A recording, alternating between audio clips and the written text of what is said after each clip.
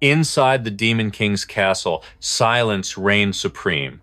The royal guards weren't just napping, they had been sent to the eternal void. Deep within the shadows, our protagonist, Jaegu, finally locked eyes with his ultimate prey. A wicked grin twisted his lips. One final strike against this boss, and Jaegu was about to become disgustingly, filthily rich. He leaped into the air, blade ready to sever fate itself. But then, a cursed system window popped up. Server connection lost. The Demon King seized the glitch. His blade sliced through the hero's avatar just as Jaegu was ripped back to reality in his cramped apartment. It wasn't a bug, it was sabotage. These goons had yanked the internet cable right out of his VR capsule at the critical moment. Jaegu emerged from the capsule, his eyes burning with murderous rage. He snatched the leader by the collar and growled, "Are you praying for a death sentence?" The other thugs panicked, begging him to show mercy. They claimed they were just trying to help him break his gaming addiction. Yeah, right. You see, our main character wasn't always a gamer. He used to be their top enforcer, the kind of fixer you call when you want things broken. He was a tactical genius, but he had one fatal flaw. He could burn through cash faster than a forest fire. Jaegu threw a punch anyway, but the thug wasn't wrong. He had drained his entire savings just to buy this next-generation VR rig. He was hopelessly addicted to the world's greatest VR MMO, savior of humanity. In there, every sword strike feels authentic. The open world stretches to infinity. It is more than just magic and combat. It is a place where you can become a legend, romance, beautiful NPCs, and discover the true potential of virtual reality. Even a street rat can rise to become an emperor. That is exactly why Jaegu took out a massive loan of 100,000 from these vultures. He bet it all on this capsule, the machine that would make his dreams reality. But they ruined it. They cost him the boss drop that would have wiped his debt instantly. Now, there would be hell to pay. One of the goons tried to regain control. "Hey, we are the loan sharks here. We are the ones who do the threatening." Jaegu just stared him down with eyes cold as ice. "Go ahead then. I would love to see you try." He swore he had the funds, but when he checked his bank balance, it was tragic. He was broke.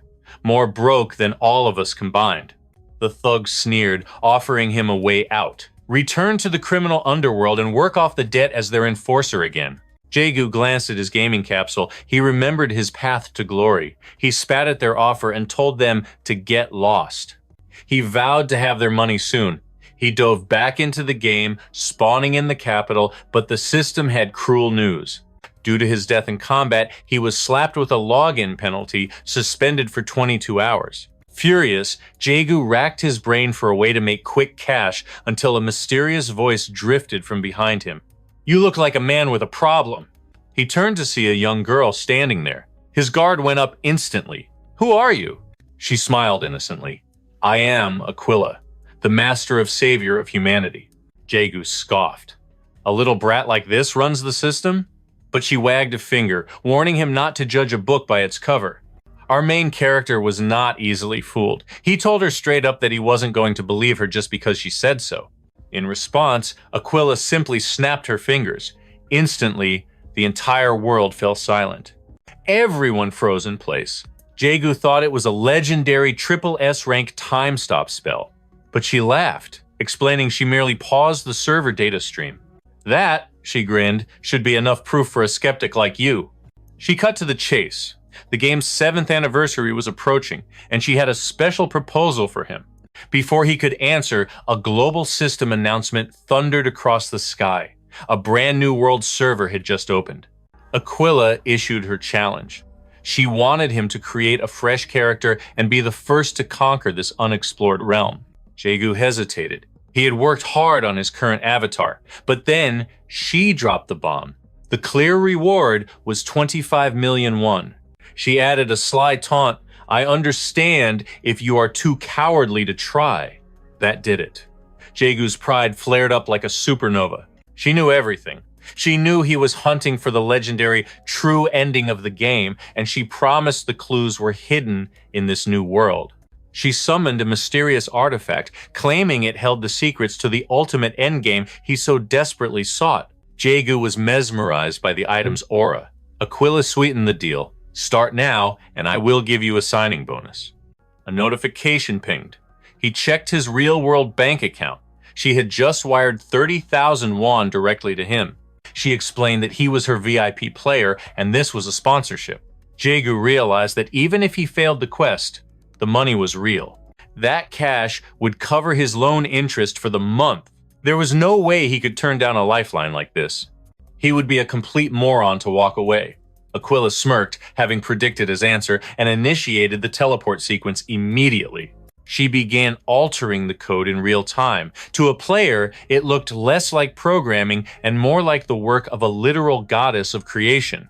As the expansion installation initiates, the entire fabric of reality begins to warp and shift around him.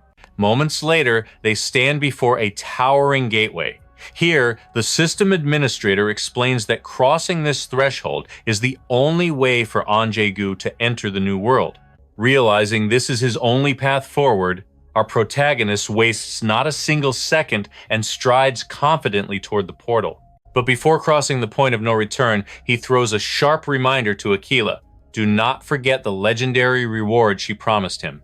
With that, he takes the final step toward the true ending. However, right then, she casually mentions a tiny, catastrophic detail she happened to overlook. She declares that if his avatar perishes in this world, his physical body will also cease to exist in reality. And Jaegu is struck by paralyzing terror at these words. But the die is already cast. He has already crossed the threshold. The moment he materializes in the new realm, he plants face first into the dirt. He questions why agony courses through his nerves if this is supposedly just a simulation. Memories of Aquila's final words flash through his mind, and the chilling realization hits him. Her deadly warning was absolute truth. Therefore, he concludes he has no choice but to conquer this game to survive, though his heart burns with a blazing fury toward Aquila for her treachery. Starting from zero, and Jaegu possesses no inventory items, no weapons, and not even a drop of water to quench his thirst. He trudges miserably through a desolate forest, cursing Aquila's name with every heavy step he takes. Upon opening his status window, despair washes over him. His current character is pathetically weak, clinging to life with barely any health points. Furthermore, he has been marching for 12 hours straight, and severe dehydration is beginning to cloud his judgment. His quest to clear the game seems impossible now, but suddenly, like a blessing from the heavens, the sound of rushing water echoes nearby. Instinct takes over. Without a second thought, he sprints toward the source of his salvation. And Jaegu feels like he is living a survival documentary, barely clinging to consciousness. At this point, he lacks even the energy to maintain his grudge against the admin. He only craves hydration. However, as he approaches the stream, his eyes widen. A woman is right there in front of him, and she is currently bathing in the crystal clear waters. He stands frozen, jaw on the floor, making absolutely no effort to hide his awe at her breathtaking beauty. He stares for a moment, but as he leans in for a better look, a system notification blocks his vision. He must pay for the DLC to proceed, and Jaegu explodes with rage. Why would a VIP user need to pay for downloadable content? He assumed his status granted him total dominion over this new map. Suddenly, he is surrounded by a group of other women who mockingly inform him that if he wants to see what lies beyond, he must pay the price. Drooling like a fool, Jaegu asks, "How much?" Mere moments before he is captured, a witch brands him a pervert and commands him to freeze. She adds a humiliating condition. If he behaves himself, she might just let him keep his clothes. Still obsessed with the locked content, Jaegu asks again, "What is the cost?" Beside him, another captured man stares at him in utter confusion. "What are you babbling about?" the stranger asks. He introduces himself as Rude, a veteran monster hunter. The protagonist introduces himself as Balorsteed and inquires about the hunter's capture. Rude sighs, explaining it was nothing but sheer misfortune. He had paused near the witch's forest while tracking a high-value target. He then asks if Balorsteed also suffered a stroke of bad luck, which the protagonist confirms with a heavy heart. The hunter pities Ballersteed, noting how young he looks, but our hero assures him he is fine, claiming that escaping impossible situations is his signature move. He boasts of a grand master plan, and Jaegu realizes he is the very author of the strategy guide on how to annihilate these exact witches. It took him 3 agonizing days to compile that legendary data. He chronicled the 5 witches of Jabel, Kunda, Kaldora, Aldeida, Fuguli, and Juju. Although they are merely introductory bosses, thousands of players have perished facing them, granting them infamy. However, a keen eye reveals they are a chaotic, disorganized mess. And Jaegu knows that, to escape, he must tear open this weakness. He turns to Lady Fuguli and sneers. "It is shocking that you are still breathing." He casually mentions he heard Lady Juju vowing to end her life. Fuguli flies into a blind rage at this revelation. She immediately turns her aggression toward her ally, playing right into the protagonist's hands, as he knew their hatred for one another ran deep. Pouring oil on the fire, and Jaegu adds that Juju planned to loot her corpse for all her treasures. Is this true? Fuguli screams. Juju snaps back, warning her friend not to trust the silver tongue of a prisoner. She then retorts that Fuguli could never spend all that recently acquired gold alone and demands her cut of the wealth. After all, envy is their nature. Aldeida, who never quite reads the room correctly, suddenly intervenes.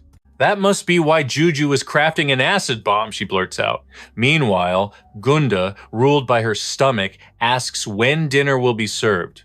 And Kaldora, a maniac who lives for violence, declares with a grin, "If blood is going to be spilled, I want in on the action." Chaos erupted instantly. Just as the main character predicted, his plan was unfolding flawlessly. He knew the truth while the witches claimed to be a sisterhood. In reality, they were a mess of jealousy and infighting.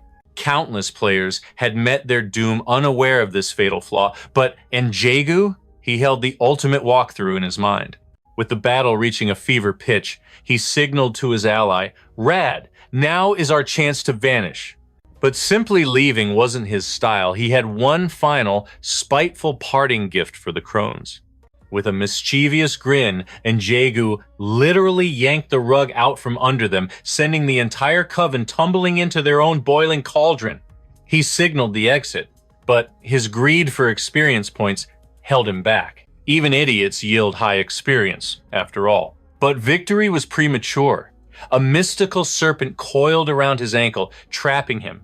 The head witch shrieked, refusing to die alone. She was determined to drag the protagonist down to hell with her. In the heat of the moment, and Jaegu had forgotten a critical detail. His level 1 body was trash, making it impossible to break the seal.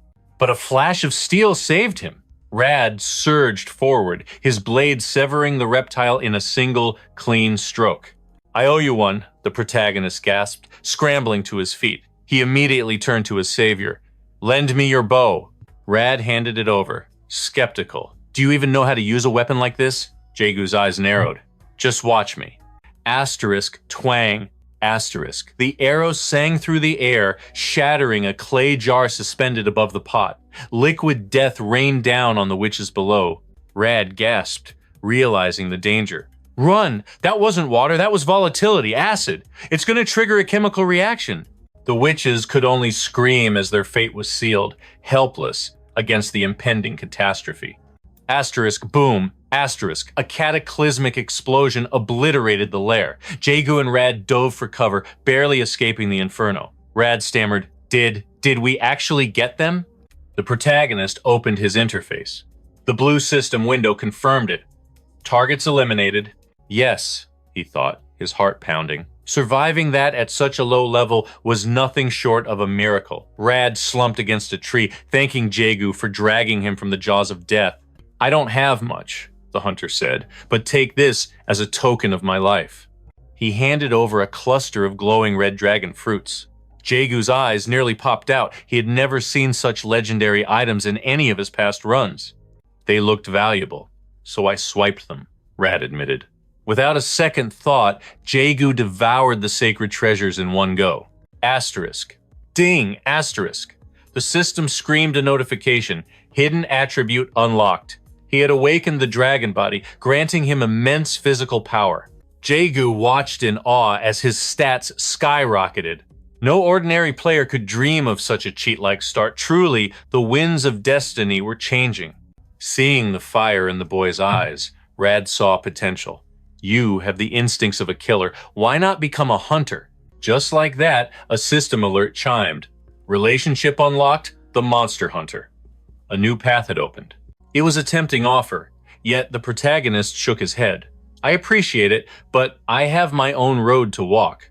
A busy man, I see, Rad chuckled. But then, Jaegu paused. A realization struck him like lightning. His current character was classless.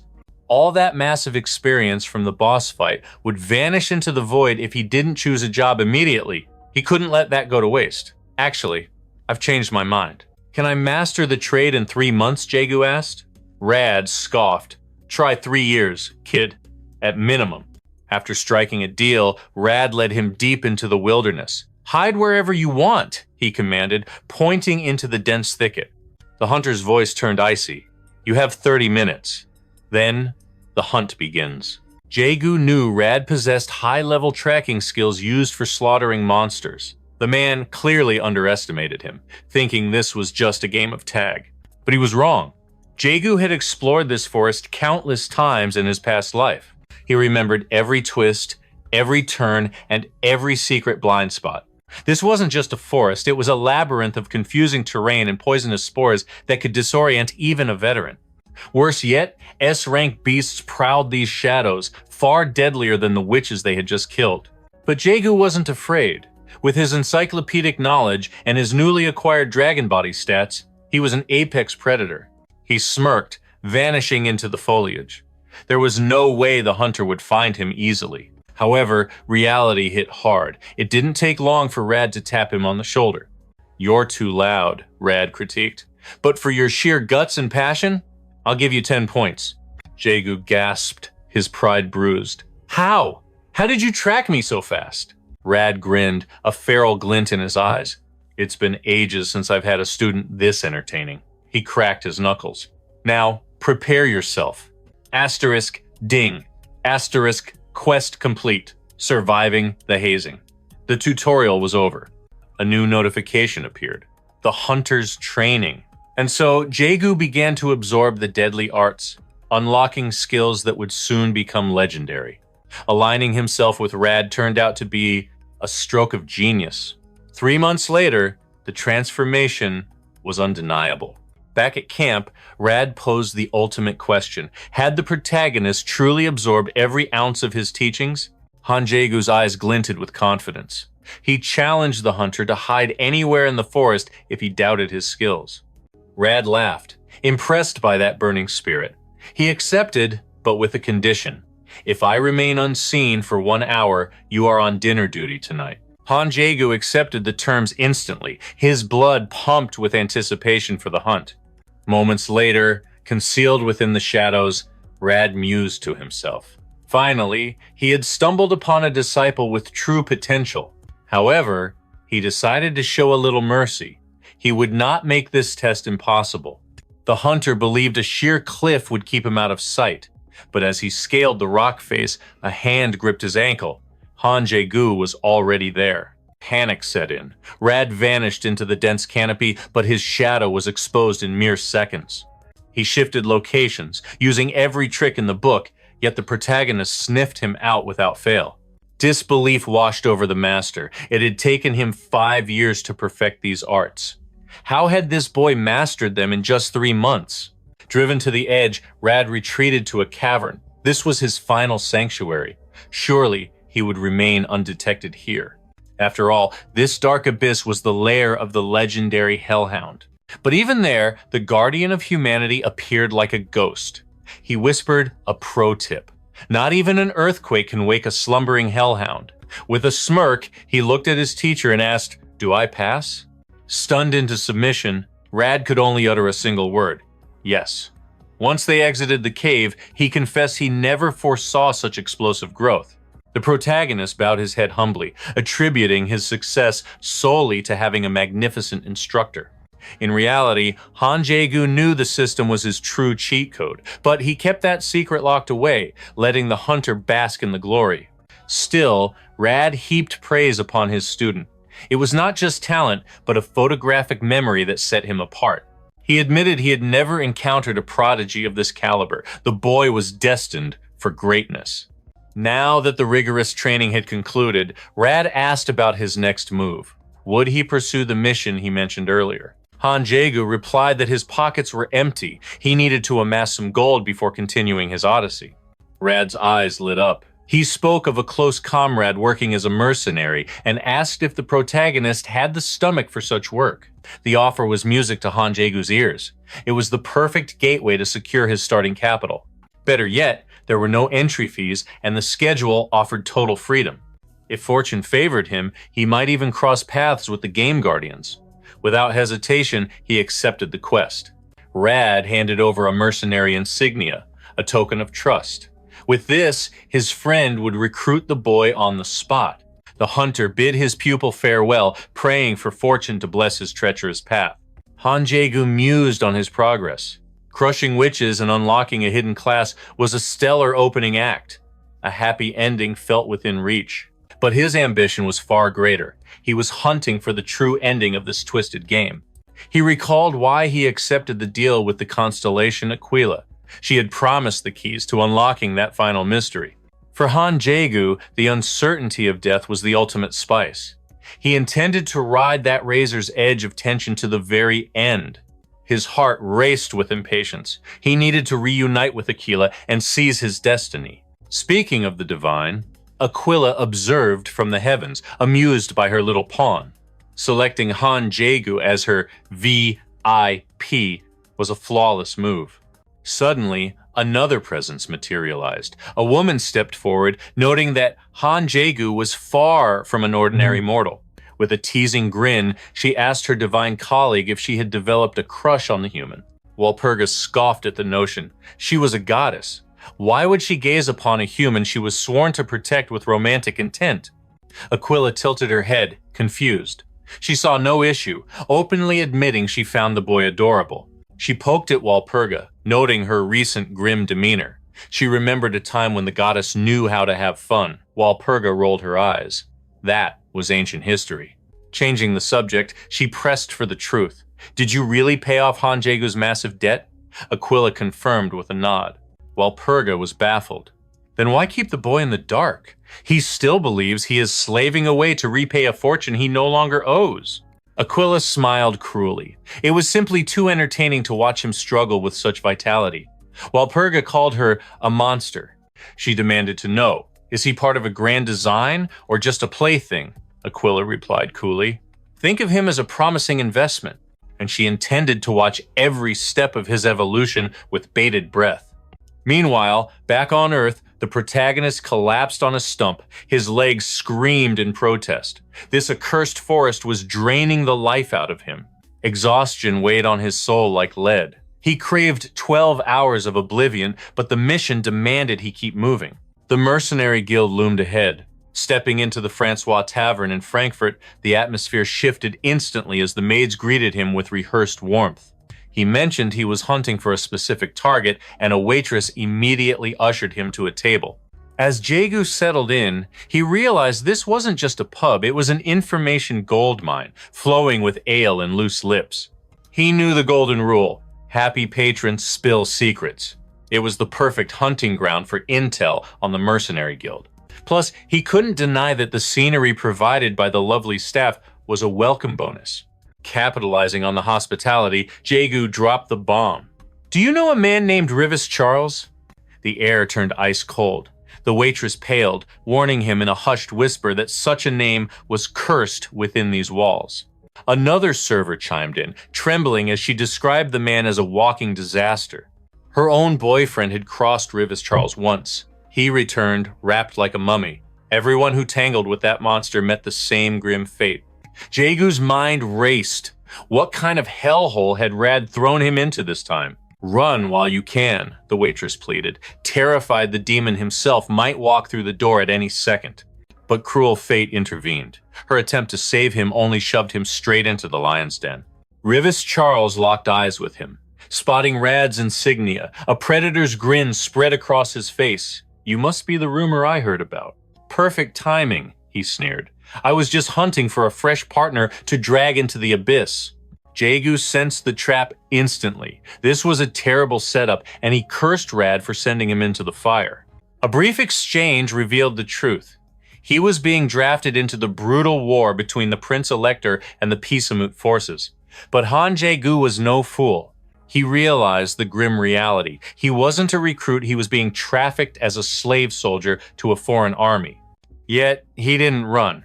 In the face of danger, he saw a golden opportunity to level up. The Prince Elector was a game guardian, one of the electors of Paul's. Getting close meant unlocking critical intel on the other guardians. Suddenly, a trumpet blasted through the air. "The time is now!" Rivas bellowed with manic energy. The prince had finally descended. As the cavalry thundered past, Rivas joked that Jaegu would fit right in. Jaegu, however, saw something very different. One look at the Prince Elector, and he knew that man had the face of a true villain. But then, his heart stopped. Walking beside the prince was the Lady Walpurgis herself. The prince noticed her distraction, asking if something was wrong. She quickly masked her turmoil, claiming everything was fine. They marched toward the battlefield. Memories flooded back. Walpurgis had been his comrade in previous playthroughs. Regret gnawed at him. In every timeline, he failed to save her. Every single time, she met a tragic end. Rivas caught his dark expression. "Something eating at you, rookie?" "Nothing," Jaegu lied. But his soul roared with a new vow. "This time, I will rewrite destiny." Walpurgis survives. They arrived at the training grounds. The killing intent in the air was suffocating. Rivas explained the rules. Group leaders would be chosen through blood and combat. Pride and coin were on the line. Tempting, but his real goal was the prince. Remaining a shadow in the background was the smartest tactical play. But Rivas had other plans. "Rad sent you for a reason," he insisted. "Show us that potential." He turned to his men, shouting, "Who wants a piece of fresh meat?" Hands shot up instantly. Jaegu was cornered like a rat, with zero room to decline the challenge. If he had to fight, he would dominate. Losing was not an option, even if he had to unleash his hidden strength. A brute named Max stepped forward, mocking Jaegu's frame. "I'll snap this twig with one punch." "Ready?" Rivas barked. The duel began. Max charged like a bull, but in a blink, he was disarmed. One strike. That was all it took. The crowd stood in stunned silence as Jaegu claimed victory. Max was a top fighter, yet his defeat didn't spread fear. Instead, the mercenary's eyes burned with battle lust. This was a disaster. Jaegu wanted to lay low, not start a war. But now, every mercenary wanted a shot. He had no choice but to crush them all, turning this chaos into a stat-farming feast. One of the warriors stepped forward, introducing himself as Charlotte. Unlike the silent majority, he reeked of arrogance. "I won't be humiliated by some rookie," he sneered, looming over our hero and mocking his smaller stature. Jaegu considered pausing the game to de-escalate, but reality hit him hard. The logout button was grayed out. This was definitely Aquila's doing. He just wanted a 5-minute break, but even that small mercy had been stripped away. Backed into a corner, he had no choice but to fight. If there was no escape, he would have to crush the obstacle in his path. In a flash, Jaegu executed a flawless judo throw. Gravity did the rest, slamming the giant into the dirt. Even unconscious, the guy was heavy. Seeing the arrogant Charlotte flattened in seconds left the mercenary captain stunned. Instantly, the atmosphere changed. Every eye was locked on the protagonist, gauging his hidden power. They were itching to test him themselves, much to Jaegu's horror. Thankfully, Reeves stepped in, ordering the pack to back off. Jaegu sighed in relief, thinking he could finally catch a break. But fate had a cruel twist in store. Reeves declared him the Chosen One. He christened him Ballerstad Valor, appointing him the vanguard leader for the upcoming war. Gears turned and swords were sharpened. The mercenary group mobilized, with our reluctant hero marching at the very front. The scene shifted to a chaotic battlefield. Reeves roared, ordering the entire army to charge. the mercenaries surged forward like a tidal wave, but awaiting them on the other side was a terrifying army of trolls.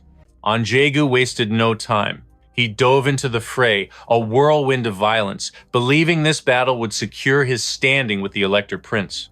Reeves had briefed him earlier. This wasn't just a skirmish. It was a war against the Demon King, Paisamet's orc legions. The mission was deceptively simple.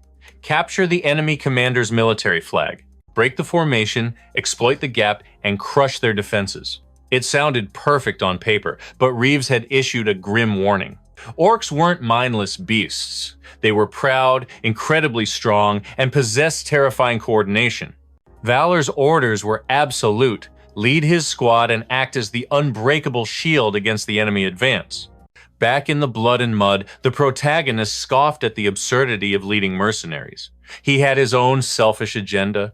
He just needed to farm military merit points in Bale.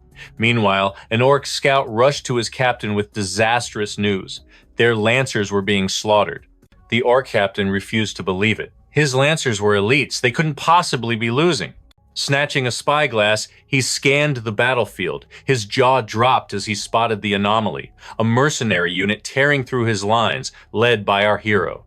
The captain roared orders, forcing his soldiers into a firing line formation. Rows of muskets leveled at the humans, unleashing a storm of lead. But Jaegu analyzed the situation coldly. Muskets were inefficient. Their reload time was abysmal, requiring constant rotation to maintain fire. The moment the front line swapped to reload, the protagonist's eyes flashed. Now, charge! They trampled the enemy in a stampede of steel. The orc couldn't comprehend how a weak-looking human was decimating his troops, but he had to hold the line. He clutched the flag tight. That banner carried the ancient pride and history of his entire tribe. But pride doesn't stop swords. The flag bearer was cut down, and the mercenaries emerged victorious. The protagonist snatched the fallen banner, claiming the prize for his squad. Just a little longer, and he'd have enough points to clear this quest. But suddenly, a panicked ally rushed over. Disaster struck. Their main army was retreating instead of pushing forward. To make matters worse, fresh orc reinforcements had just arrived. Panic seized the protagonist's heart. Victory was right there. Why was the rest of the army fleeing like cowards? "Captain, what are your orders?" one man cried out. They were completely surrounded, abandoned to die. From the enemy lines emerged the hidden boss, Grand General Kalian. He gazed down at the brave humans and ordered them to cease resistance. He offered a trade: leave the flag, retreat now, and he would spare their lives in honor of their valor. The protagonist scoffed. The word of an orc meant nothing. He shouted back that he'd put their precious flag to good use. Kalian roared in fury. "You dare defile our sacred treasure?" But Jaegu retorted coldly, "In war, there are no rules." He and his men would do anything for victory. The taunt landed perfectly, successfully drawing the enemy's total aggression. The orcs snapped into formation instantly. Kalian screamed the command, "Fire!" Bullets rained down, pinning the humans in a desperate spot. Suddenly, a system window popped up with a warning. Intimidation failed. Jaegu was baffled. That move always worked in other games. But there was no time to complain as lead shredded the air around them. Morale was plummeting. His men were looking at him, and the light of hope was fading from their eyes. The enemy army loomed like a dark storm, commanded by the monstrous General Kayan. Against such overwhelming might, hope was crumbling into dust. Even our protagonist felt the cold grip of despair tightening around his throat. But then, a spark ignited in his mind. Flashbacks of 1,000 past battles surged through his memory. The terrifying reality crashed down on him. If he died here, it wasn't just a respawn, it was game over in the real world. Shock paralyzed his senses as the weight of survival crushed him. To make matters worse, his soldiers were on the brink of madness, screaming at their leader for salvation before they were all slaughtered like cattle. And yet, he laughed? A manic, desperate cackle escaped his lips, convincing his trembling men that the fear had finally shattered his mind completely. "Bring me Charlotte's trumpet," he roared. His lieutenant hesitated, warning him with a trembling voice that no reinforcements would come to a call made in vain. But the protagonist ignored the logic. With the madness of a gambler playing his final card, he seized the horn and blew with every ounce of life force in his lungs. "That's the wrong way!" a confused ally cried out, realizing the signal was blasting toward the enemy lines, not their retreat path. "I know what I am doing," he shouted back, eyes blazing with determination. "Just hold the line and block those damned arrows." Internally, his mind raced. He was betting everything on a sliver of hope. If Aquila possessed even an ounce of knightly honor, she would not abandon a high-value target now. The orc general raised his hand, signaling the slaughter to begin. Suddenly, a massive enemy warrior charged forward, thirsting for human blood. The spear tip rushed toward our hero's throat. But in that split second, boom! An unseen force blasted the attacker away before the steel could pierce his skin. A radiant figure descended from the heavens on a unicorn. It was Valpurgis. Having heard the trumpet's cry, she arrived like a Valkyrie to reignite the fighting spirit of humanity. "Do not lower your blades," the warrior maiden commanded, her voice cutting through the chaos. "This battle is far from over."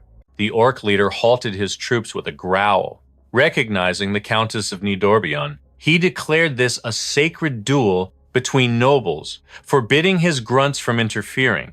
Valpurgis glared at the beast with icy disdain. "You may be honest," she scoffed, "but you are utterly unworthy to stand before me." She lunged. Steel clashed against steel, sparking a furious symphony of destruction. Our protagonist watched, completely mesmerized by the lethal grace of her swordsmanship. Even though this was the early game scenario, her power was already catastrophic. She was a calamity in human form. Back in the fray, the orc was struggling to survive. Valpurgis unleashed a torrent of attacks, showing absolutely no mercy to her opponent. Each strike she delivered carried the weight of a mountain, yet the beast was incredibly resilient, his skin as tough as dragon scales. The general gasped, impressed not just by her blade work, but by the brutal efficiency of her martial arts skills. "Such divine violence," he mused. "You must be a sister of the Holy Order. Only military discipline could produce such perfection." "I serve only the Almighty with all my heart," Valpurgis declared cold-heartedly, "and I detest wasting time on trash." She struck again. The orc roared in delight, the thrill of battle sending his bloodlust into overdrive as he aimed a fatal blow. But she was faster than the wind. She slipped past his guard in a blur of motion and delivered a devastating counterattack. "A magnificent fight," the orc whispered. And with those final words, the giant collapsed, defeated by true nobility. Seeing their invincible leader fall, the enemy morale shattered. They dragged their fallen captain away, retreating into the shadows in shame. Our hero stood frozen in awe. A single, decisive strike had humbled a monster he couldn't even scratch. The realization hit him hard. This was the true, terrifying power of Lady Valpurgis. She approached him, her aura suffocating. "Are you the mercenary leader?" she asked, noting that she had sensed his courage from miles away. He bowed, introducing himself as Valador. "My lady, if you hadn't descended when you did, we would be nothing but corpses right now." But internally, his mind raced. He wasn't just role-playing the Steel Elector anymore. One wrong move with this dangerous woman could cost him everything. Suddenly, his subordinates ran up to him, their faces beaming with pride, carrying a war trophy. They thrust the enemy banner into Valador's hands. By the laws of war, the spoils of victory belonged to the commander. In that moment, the eyes of every mercenary changed. His credibility skyrocketed. He wasn't just a boss, he was a leader they would follow into hell. Remembering the hellish battle they just survived, the protagonist felt the euphoria of life. He raised the banner high, roaring his victory as he claimed it for his own. Sometime later, at a local tavern, a young beauty appeared, asking for Charlotte. Our hero was struck dumb, captivated by her sudden appearance. She scanned his injuries with worry. "Did you go to war again?" she asked. Confused, the protagonist wondered, "Is this Charlotte's hidden daughter?" "Don't be daft," a mercenary laughed, correcting him. "That is Baptiste, Charlotte's little sister. She is only 15 years old." The girl pouted, turning her fury on him. My brother got hurt because of you. You better pay for the medical bills, or else. But Charlotte stepped in, placing a hand on her shoulder. No, we only returned home breathing because of our leader's guidance. It's the truth, the other men cheered. The boss pulled us right out of the jaws of those orcs. His face flushed red with embarrassment. All right, that's enough, he grumbled. Just eat your food and be quiet. Suddenly, the tavern door swung open. Valpurga stood there, her presence instantly silencing the room. The protagonist nearly choked on his drink. He certainly didn't expect a noble in this dive. Before he could process it, she was dragging him off to the forward base of Alfheim. Walpurga revealed the shocking news. The Iron Elector himself had demanded his presence to grant him military honors. She told the protagonist that this was unprecedented, the absolute zenith of glory for a mere mercenary. Jaegu observed her reaction. Walpurga was different than he remembered. She seemed far more thrilled by this accolade than he was. The Countess insisted that these soldiers owed their lives to the protagonist's blade. Without his courage, death would have claimed them all. More than that, they were citizens of the Empire who breathed today because of him. That was the source of her radiant joy.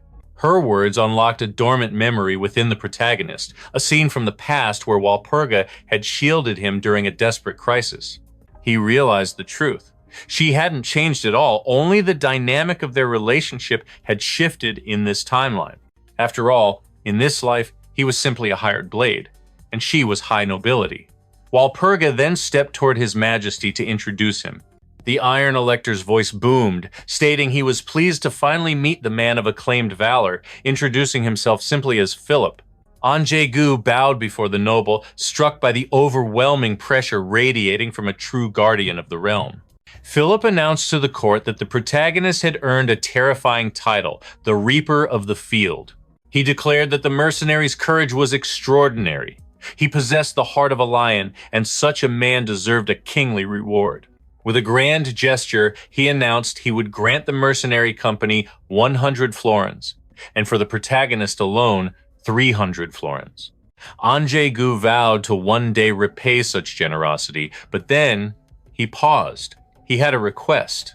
He asked for permission to reunite with his comrades and take their rest in the city of Wittenberg. Even though Wittenberg was far, Philip granted the request, offering an empty warehouse for their use. He then asked if the hero desired anything else. Jaegu would normally have declined, but facing this unexpected variable, he glanced at Walpurga and a bold plan formed in his mind.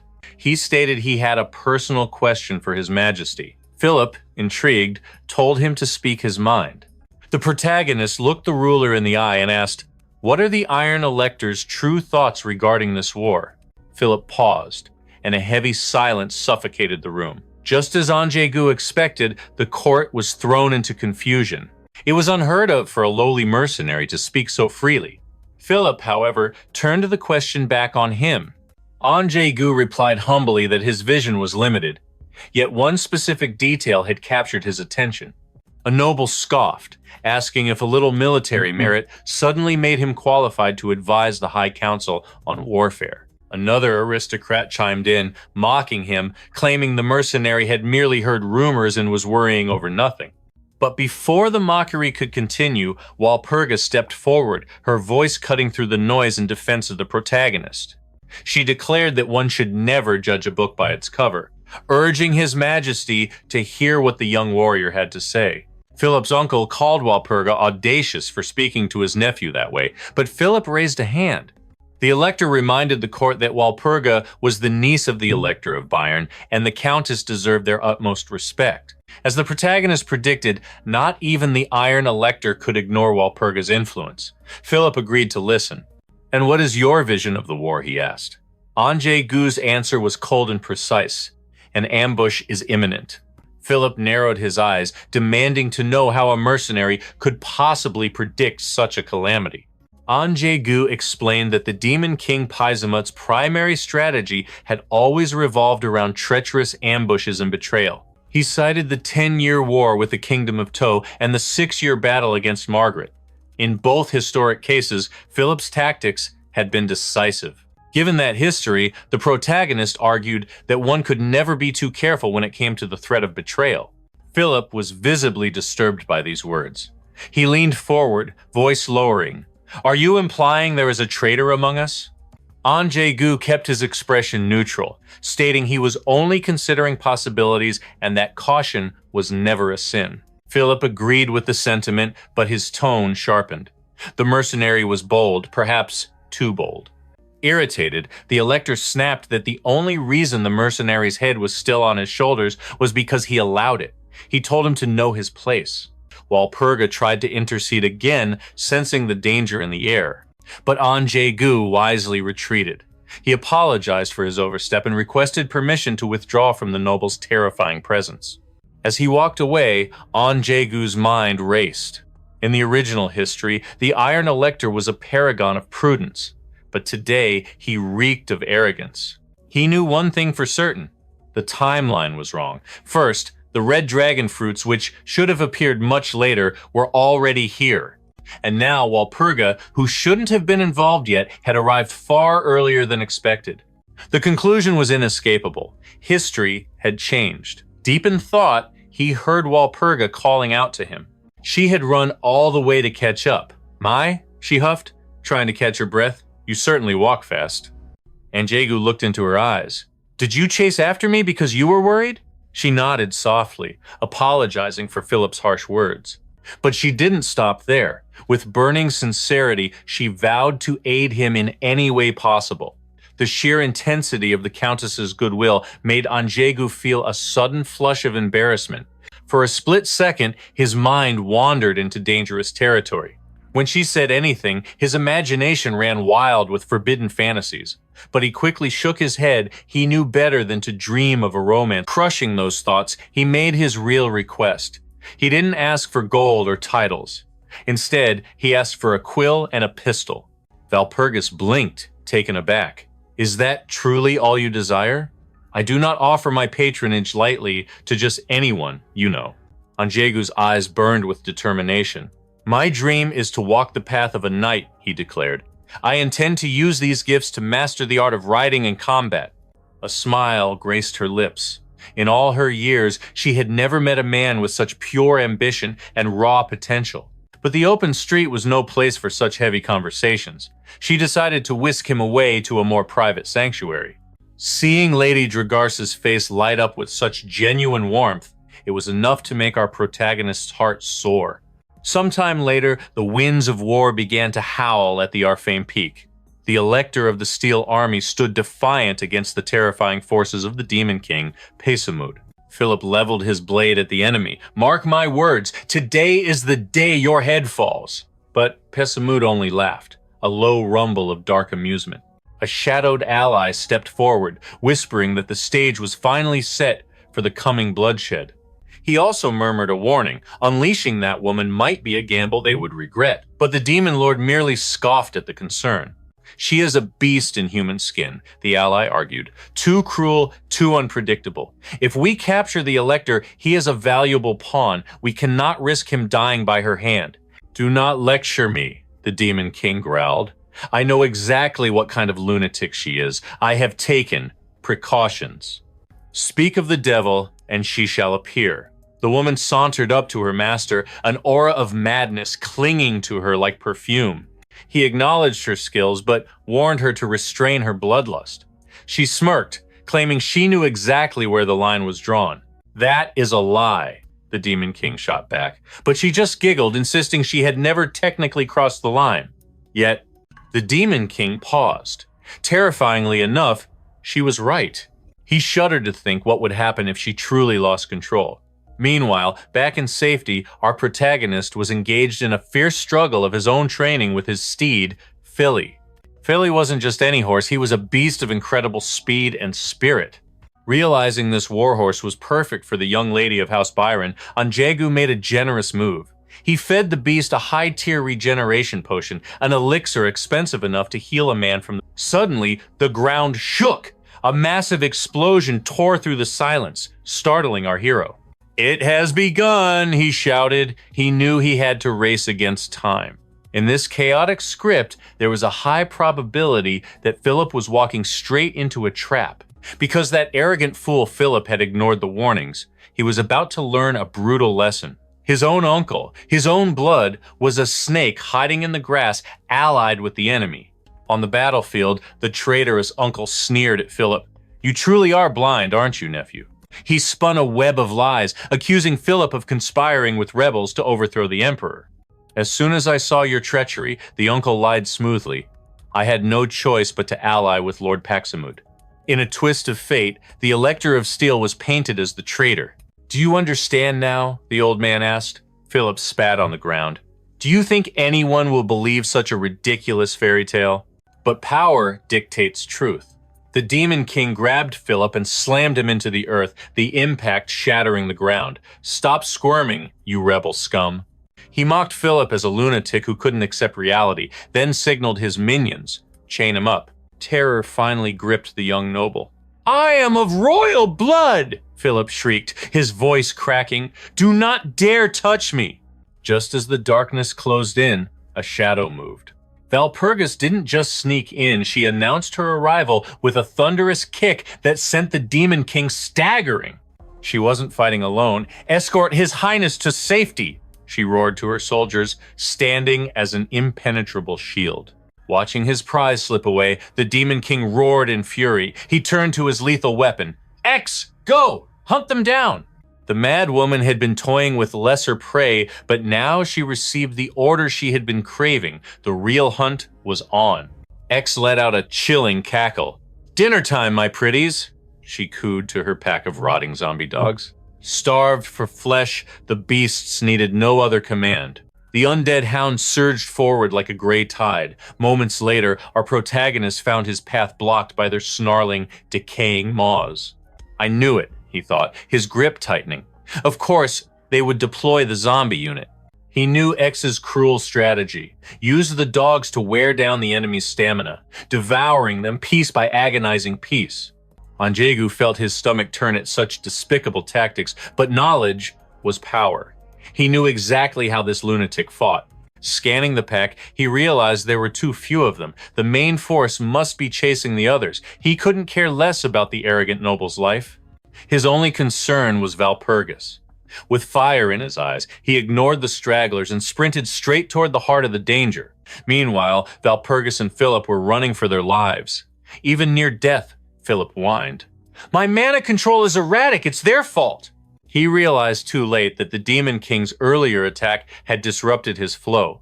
Suddenly, a zombie dog lunged from the shadows, its jaws snapping inches from Philip's throat. Valpurgis moved like a flash of lightning, intercepting the beast before it could strike. Her blade danced with lethal efficiency, proving her mastery over the sword. But her heart pounded, not for herself, but for his majesty. She urged him, "My liege, the demonic aura here is suffocating. We must tread carefully, or death will claim us all." But chaos strikes without warning. In a split second, one of Philip's own guards is crushed by a sudden, brutal attack from the shadows. The soldier screamed, reaching out to his master for salvation. Yet Philip stood frozen, his eyes cold and indifferent to his subordinate's suffering. Valpurgis moved to intervene, but Philip barked a cruel order. "Forget the trash! We keep moving!" he commanded, cutting her off. Shock rippled through her. She realized with horror that this so-called leader was no better than the monsters they fought. To him, a life was just a disposable pawn. Rage began to boil within her. A true noble carries the weight of their people. To abandon a subject is to abandon one's own honor. If only we had listened to the mercenary, valor, she thought bitterly. Guilt gnawed at her soul for her own powerlessness to save them. But in her moment of hesitation, darkness struck. Valpurgis was snatched up by the demonic servant Igzak, who laughed at their pathetic struggles. She cried out, "Your Majesty, please!" But witnessing his strongest knight fall, the coward Philip turned his back. He chose to run. He didn't even look back. He discarded Valpurgis like a broken tool, fleeing into the shadows without a shred of remorse. As hope drained away, the truth became clear. That man was no ruler. He was filth, unworthy of the title of Elector. Meanwhile, the demon Exac reveled in the torture, savoring every scream. But suddenly, bang! A thunderous crack echoed through the air. One of her hellhounds exploded into mist. Seizing the confusion, the protagonist descended like an avenging angel, landing a devastating blow on the demoness. Valpurgis could barely believe her eyes. It was him, the mercenary, Valor. Of all people, he was the one who came back for her.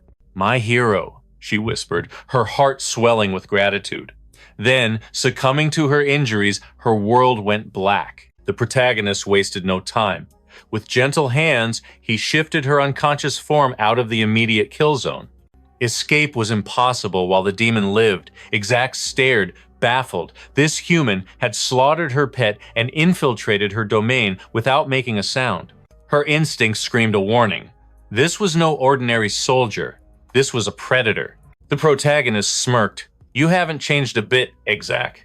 Confused, the demoness narrowed her eyes. "Do I know a maggot like you?" "I never forget a villain," he replied coldly. Exac eyed his weapon. "Nice toy, good range, but let's see if your aim is faster than my whip." He didn't hesitate.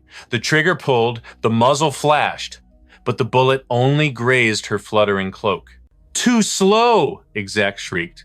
Her whip lashed out like a viper, coiling tight around his throat and choking the life out of him. Immobilized, she yanked him close and delivered a brutal headbutt.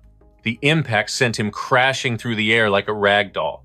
"I'm just getting started," she laughed maniacally, swinging for the kill, but her whip slashed through empty air. He was already moving. He tried to create a gap for a ranged shot, but the demoness read his movements like an open book. She unleashed a storm of attacks to pin him down, but he danced through the chaos. "Impossible!" she hissed. "How is a human moving like this?" Her pride as a master of the whip began to crack. No one had ever mocked her speed with such casual ease.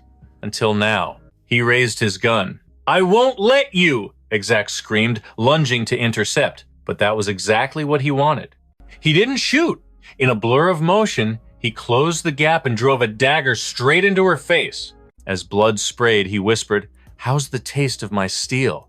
Exac shrieked in agony, realizing her fixation on his gun had cost her an eye. Panic set in. She needed space to heal. With a burst of dark energy, she unfurled her demon wings to take flight. "I'd love to play more," she gasped, "but I have other matters to attend to." The protagonist sneered. "Running away already? So much for a demon's pride." "You're just terrified of losing," he taunted. Gritting her teeth, Exac shouted back, "Your cheap words won't work on me, human." She knew she couldn't win up close, but the protagonist reminded her of a fatal error. "You're forgetting something. I don't need to be close to kill you." The demoness scoffed, convinced her supernatural speed could outpace any projectile he fired. She focused her gaze, but the world swam before her. With one eye gone, her depth perception was shattered. She couldn't judge the distance. The gunshot rang out and the bullet tore through her chest. To kill a bat, he stated coldly, "You just need one good shot." As she fell from the sky, a cruel smile played on his lips. "How does it feel, Exac? That bitter taste is your own suffering. Now drop the loot," he demanded. Desperate and dying, Exac tried one last gambit, flashing a seductive gaze to beguile him. But she was trying to charm a stone. His eyes remained as cold as ice. Her feminine wiles shattered against his indifference. Victory was sweet, and the rare items she dropped were even sweeter.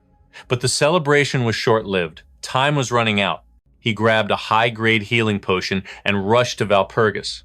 Her life force was fading fast. Only a miracle could pull her back from the brink. He quickly scanned the item description. Let's see.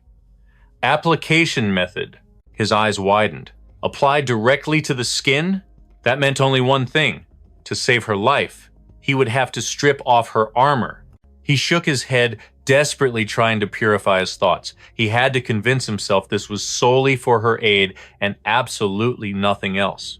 Focusing his mind with razor-sharp determination, he swore not to make a single mistake. But in that heavy silence, a memory from Jaegu's distant past surged forward. A tragic history etched in sorrow. His father, taken by sickness far too young, and his mother, collapsing under the crushing weight of endless labor. Left to fend for himself at 18, the world was cold. By 22, he was surviving in the gritty streets of Annam-dong, working as a debt collector. He tried to wear a mask of ruthlessness, but beneath that tough exterior lay a heart that was far too soft for such a cruel trade. Fate intervened when he met a specific debtor, a man who claimed to make a living in a virtual world. He swore one major quest would wipe his slate clean. Intrigued by this strange proclamation, Jaegu couldn't help but pry deeper into this digital realm. The young man spoke of a universe without limits. He described goddesses so breathtaking they made reality pale in comparison. He explained it was an RPG at its core, yet it stood in a league of its own. It wasn't just a game, it was a massive ecosystem with thousands of players across the globe. And for the elite, the rewards for conquering impossible quests were very, very real. Jaegu scoffed at the idea of riches through gaming, but sensing his doubt, the man issued a challenge. Try it for himself.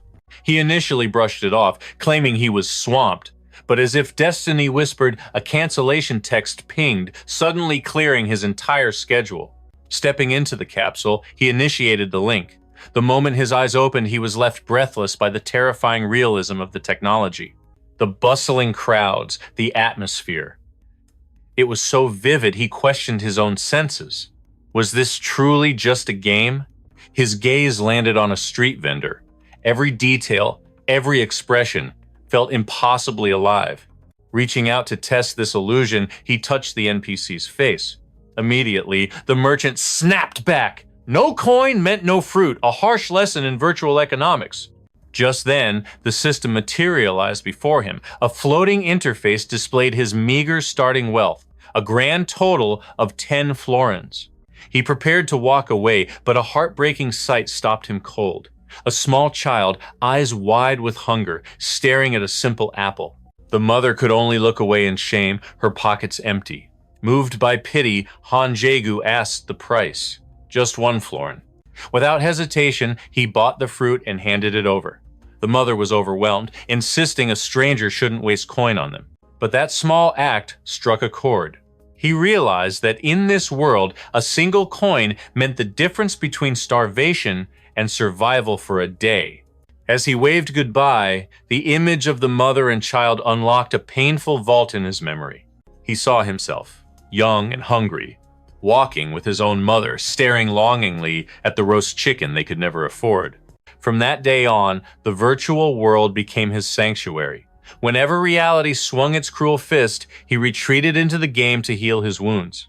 Hours turned into days. The line blurred as he left his bleak existence behind, diving deeper into the fantasy. Here, he could unleash his fury, slaughtering enemies to vent his work stress.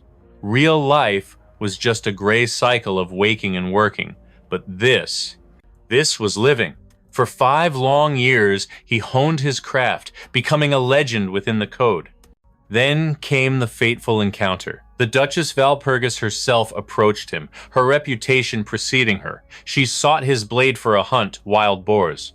Ironically, he was already hunting for meat. Her arrival was either serendipity or the hand of fate. The beast fell swiftly before his might. While Valpurgis applauded his prowess, he stood there, baffled. She hadn't lifted a finger.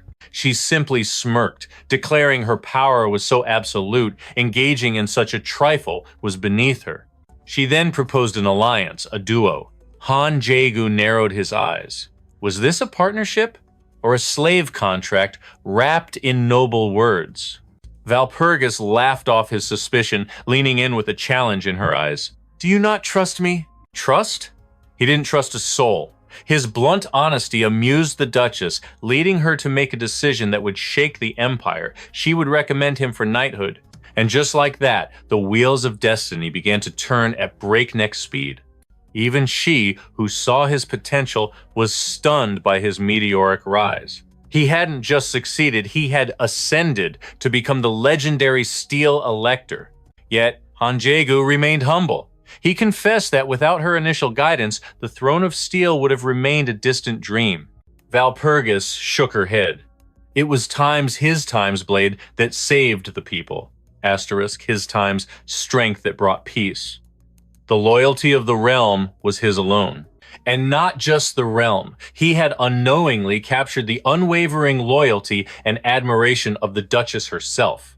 Snapping back to the present, those feelings remained untarnished by time. Even in this stark new reality, her heart wavered for him. She whispered that, despite his youth, she had never witnessed such burning dedication in a man. Her eyes searched his, asking the question that haunted her. What is the fuel that drives your fire? He confessed his love for this world and everything in it, a profound sentiment, slightly ruined by his battered and bruised face. She understood, yet scolded him for removing her armor. But he stood firm. There was no way to save her while she was encased in steel. Shifting gears, Walpurgis grew serious. They had to reach the convent immediately. The world needed to know that the legends were still alive. She vowed that once they returned, she would repay his kindness tenfold. He hadn't just saved her life, he had secured her future, creating a debt that mere words could never satisfy. Even while nursing his bruises from the battle, and Jaegu couldn't help but smirk internally. He was already counting the days until he could cash in on that favor. With innocent eyes, Walpurgis mentioned that aside from her personal gratitude, the holy convent itself would likely bestow rewards for his valor. But our hero just grinned, declaring that her personal reward was far more interesting to him than any holy trinket. Sometime later, they arrived at the imposing gates of the Walpurgis convent. But when she introduced him to Sister Angela, the nun's face was cold as stone, forbidding his entry under the guise of strict isolation. The decree was absolute. No outsiders would set foot within these sacred walls. Retreating to a tavern near Rheinfelden, and Jaegu drowned in a sea of contemplation, analyzing the chessboard of recent events. His mind drifted to the ultimate prize, the angel's heart. An ancient relic passed down through centuries, revered as a legendary S-rank artifact. Blessed by the goddess herself, it held a miracle within the terrifying power to drag a soul back from the abyss. In essence, holding this artifact was the same as holding a second chance at life itself. Jaegu coveted it with every fiber of his being. It was the key to surviving the hellish journey ahead. But his plotting was interrupted when Walpurgis suddenly materialized in his room. She apologized for the intrusion, but her words faltered. She blinked in confusion, finding him hanging upside down from the ceiling like a bat. Jaegu didn't flinch, casually explaining that the rush of blood to his head helped sharpen his tactical mind. Walpurgis's expression darkened. She had a grave secret to share, but she demanded his silence first. Only after sensing she could trust him with her life did she proceed. Taking a deep breath, she began to unravel the truth. She confessed that the high priestess had fallen into ruin. Jaegu was puzzled, thinking of Angela, but Walpurgis shook her head. The true high priestess was Margareta. Worse yet, she suspected a traitor lurked within their holy walls, likely a puppet dancing to the tune of the demon lord Pessimut. But the thunderclap that truly shook Jaegu was the revelation that Margareta was still alive. That variable had been completely absent from his calculations. Margareta wasn't just a priestess, she was a legend. An incomparable guardian of humanity, wielding enough power to bring a low-rank demon king to its knees. She was the very icon of absolute strength. Under her command, the Walpurgis convent had evolved from a place of prayer into a formidable military fortress. Hearing this, Jaegu dropped from the ceiling, landing with determination. He declared instantly he had to save her. Walpurgis recoiled, startled by his sudden intensity. But Jaegu didn't waver, finding the High Abbess was now their only priority. Walpurgis, claiming intimate knowledge of the darkness, agreed to guide him. Moments later, they stood in the convent's office, laying out their plan before Angela. Walpurgis put her honor on the line, pleading with Angela to place her faith in this outsider, just this once. Angela's face twisted in distaste. Jaegu realized instantly Walpurgis must have told the abbess everything about his questionable nature, explaining her hostility. Suddenly, Angela closed the distance between them, her presence looming large enough to make them flinch. Her voice was ice. With a traitor hiding in their midst, trusting a nameless stranger was the height of foolishness. She declared him unworthy of the holy ground, commanding Walpurgis to drag him out immediately. Jaegu stood his ground, claiming he only wished to aid the High Abbess. Angela shut him down cold. This was convent business, not his. Undeterred, Jaegu dropped his trump card. He revealed that he had already deciphered the forbidden gospel of the 7 demons. Angela froze, her composure shattering. That was impossible. A sacred text penned by Saint Anthony himself? The protagonist pressed his advantage, reciting the book's secrets, the 7 sealed evils banished from this world, including the entity known as death, one of the most catastrophic forces of darkness ever to exist. Angela hissed a warning. Mere utterance of those cursed names invited calamity. The air in the room grew heavy with dread. Yet Jaegu looked her in the eye, pleading for trust. He didn't just know the names, he knew exactly how to drive back the encroaching night. Cornered by his logic and the dire situation, Angela relented. But she had one non-negotiable condition: absolute secrecy. She leaned in, swearing on her life that if he breathed a word of this to a soul, she would personally drag him to hell and back. The pact was sealed. Moments later, he was guided deep into the convent's hidden recesses. A vile, rotting stench assaulted his senses. He recognized the scent from Angela's office, but here, the miasma was thick enough to choke on.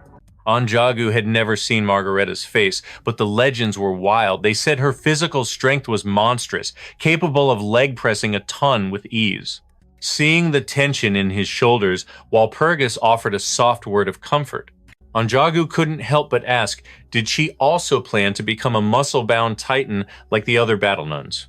She nodded enthusiastically, though she admitted her uncle's disapproval forced her to hold back her true potential during training. As they reached the heart of the seal, Angela issued a final warning. The demonic energy within was overwhelming. A weak mind would shatter into madness in seconds. She ordered the others to hang back. But the moment she cracked that door open, a wave of terrifying energy washed over the protagonist, crushing him with its sheer intensity.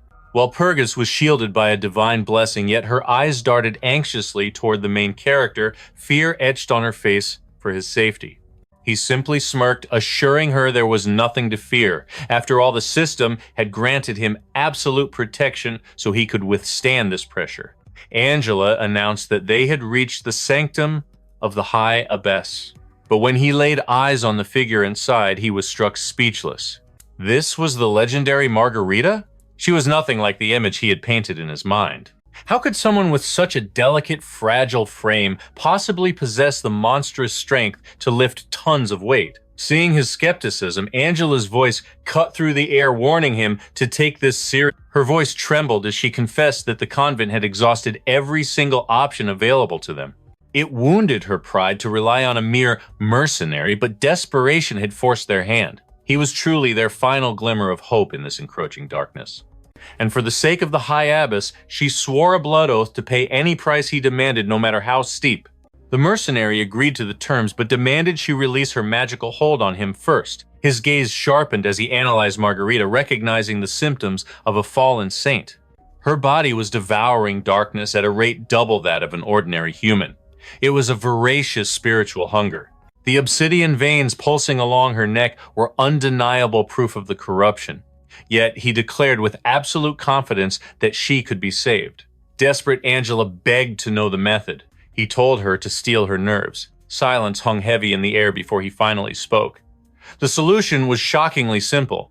All they required was to unleash the power of the convent's most sacred divine relic upon Margarita. Angela froze, her eyes widening in realization. She stammered, asking if he dared to suggest using the legendary Heart of the Angel. She understood the implications perfectly. The ancient dark curse binding the abbess would need a new host, a fresh soul to devour. But divine power and dark curses are diametrically opposed forces. The collision within a host would be catastrophic, making death absolutely inevitable during the transfer. That was precisely why the Heart of the Angel was necessary to mediate the chaos. The protagonist nodded grimly, confirming her worst fears were correct. Such a curse is instant death for any holy cleric. That was why not a single soul in the convent could dare to attempt this forbidden technique. And that is exactly why he was standing there. But Angela shook her head violently, refusing to accept such a sacrifice. The abbess herself had forbidden it, claiming this darkness was her burden alone to bear. When the protagonist volunteered to become the vessel for the curse, Angela vehemently rejected the idea. She argued that they were facing a primordial evil, a dark curse with origins and symptoms beyond human comprehension. It was an enigma wrapped in despair. She simply could not believe that any living being could survive the assimilation. And even if by some miracle he survived, he would be forced to carry that agonizing darkness for every second of his remaining life. Even Walpurgis chimed in, pleading that there was no reason for him to throw his life away for a stranger. He thanked them for their concern, but his resolve was unshakable. He revealed his ace in the hole. He had studied the forbidden gospel of the seven demons and understood the nature of darkness better than anyone. Since he wasn't a cleric, the holy backlash wouldn't destroy him. Besides, he was just an outsider. Angela needed to prioritize her high abbess, not the safety of a wandering mercenary. Angela finally relented, tears welling in her eyes, knowing full well the high abbess would lecture her for eternity for making this choice. With trembling hands, she brought forth the shimmering artifact, the heart of the angel. As he gripped the relic, a greedy thought crossed his mind to pocket it for later, but he quickly dismissed it. Securing Margarita as a powerful ally was far more valuable in the long run. Walpurgis made one last desperate attempt to talk him out of this suicide mission. But Angela intervened, silencing the spirit, trusting that this man knew exactly what kind of destiny he was carving for himself. Ready to challenge fate, the protagonist began the ritual. He placed a hand on Margarita's cold forehead and began chanting the incantations of old. Instantly, a backlash slammed into him, the curse clawing at his very soul. The pressure was suffocating. Even Angela and Walpurgis, standing meters away, recoiled as a manifestation of pure evil erupted around them. In the blink of an eye, the protagonist was ripped from reality and thrown into a chaotic dimension. Surrounded by an abyss of shadows, he knew he had to hunt down the source of this malice. Suddenly, a voice boomed from the void, shaking the very foundation of the realm. "Who dares to disturb my slumber?" Undeterred, he introduced himself as the master of the system and declared with a thunderous voice that he had come to shatter Margarita's chains. The entity let out a bone-chilling laugh. A mere mortal thinking he could command a god? It sneered, calling him insane for challenging an existence far beyond his comprehension. The demon commanded him to vanish, attempting to rip his soul from his body. But then, nothing happened. The enemy froze, shocked that this human soul was immovable. Seizing the moment, the main character issued his ultimatum. "Release the abbess this instant and take me as your new vessel instead." However, the ancient evil roared in defiance. It would never bow to the commands of a filthy, insignificant human. Its nature was to devour, to consume souls until nothing remained. Release was simply not in its vocabulary. The protagonist grinned a dangerous glint in his eye. If the demon wanted to play dirty, he would drag it through the mud. He proclaimed that his knowledge of the gospel of the seven demons was absolute. He had even struck a deal with the destroyer of death himself, trading a hellhound for that cursed book. Now the demon was about to learn who the real monster was. That shady broker is probably peddling cheap knockoffs to other sages as we speak. Jaegu warned him, if he drags this out any longer, every single one of his dirty little secrets will be exposed to the world. The gamble paid off. The protagonist's provocation struck a nerve and forced the enemy's hand. The entity agreed to the exchange, but with a deadly stipulation attached. Instantly, a system window flashed before the protagonist's eyes. A new quest had arrived. The objective? Slaughter every demon king backed by destructive death. Impossible. He knew instantly that he lacked the strength for such a suicide mission. He tried to haggle for better terms, pleading that his current power level was far too low to handle a task of that magnitude. But the shadow refused to bargain. Instead, it forced a fragment of its own abyssal power into him, just enough to ensure he could complete the mission. Terror gripped Jaegu's heart as he felt his life fading. He screamed that this wasn't part of the deal, but the enemy simply sneered, "In this world, nothing comes for free."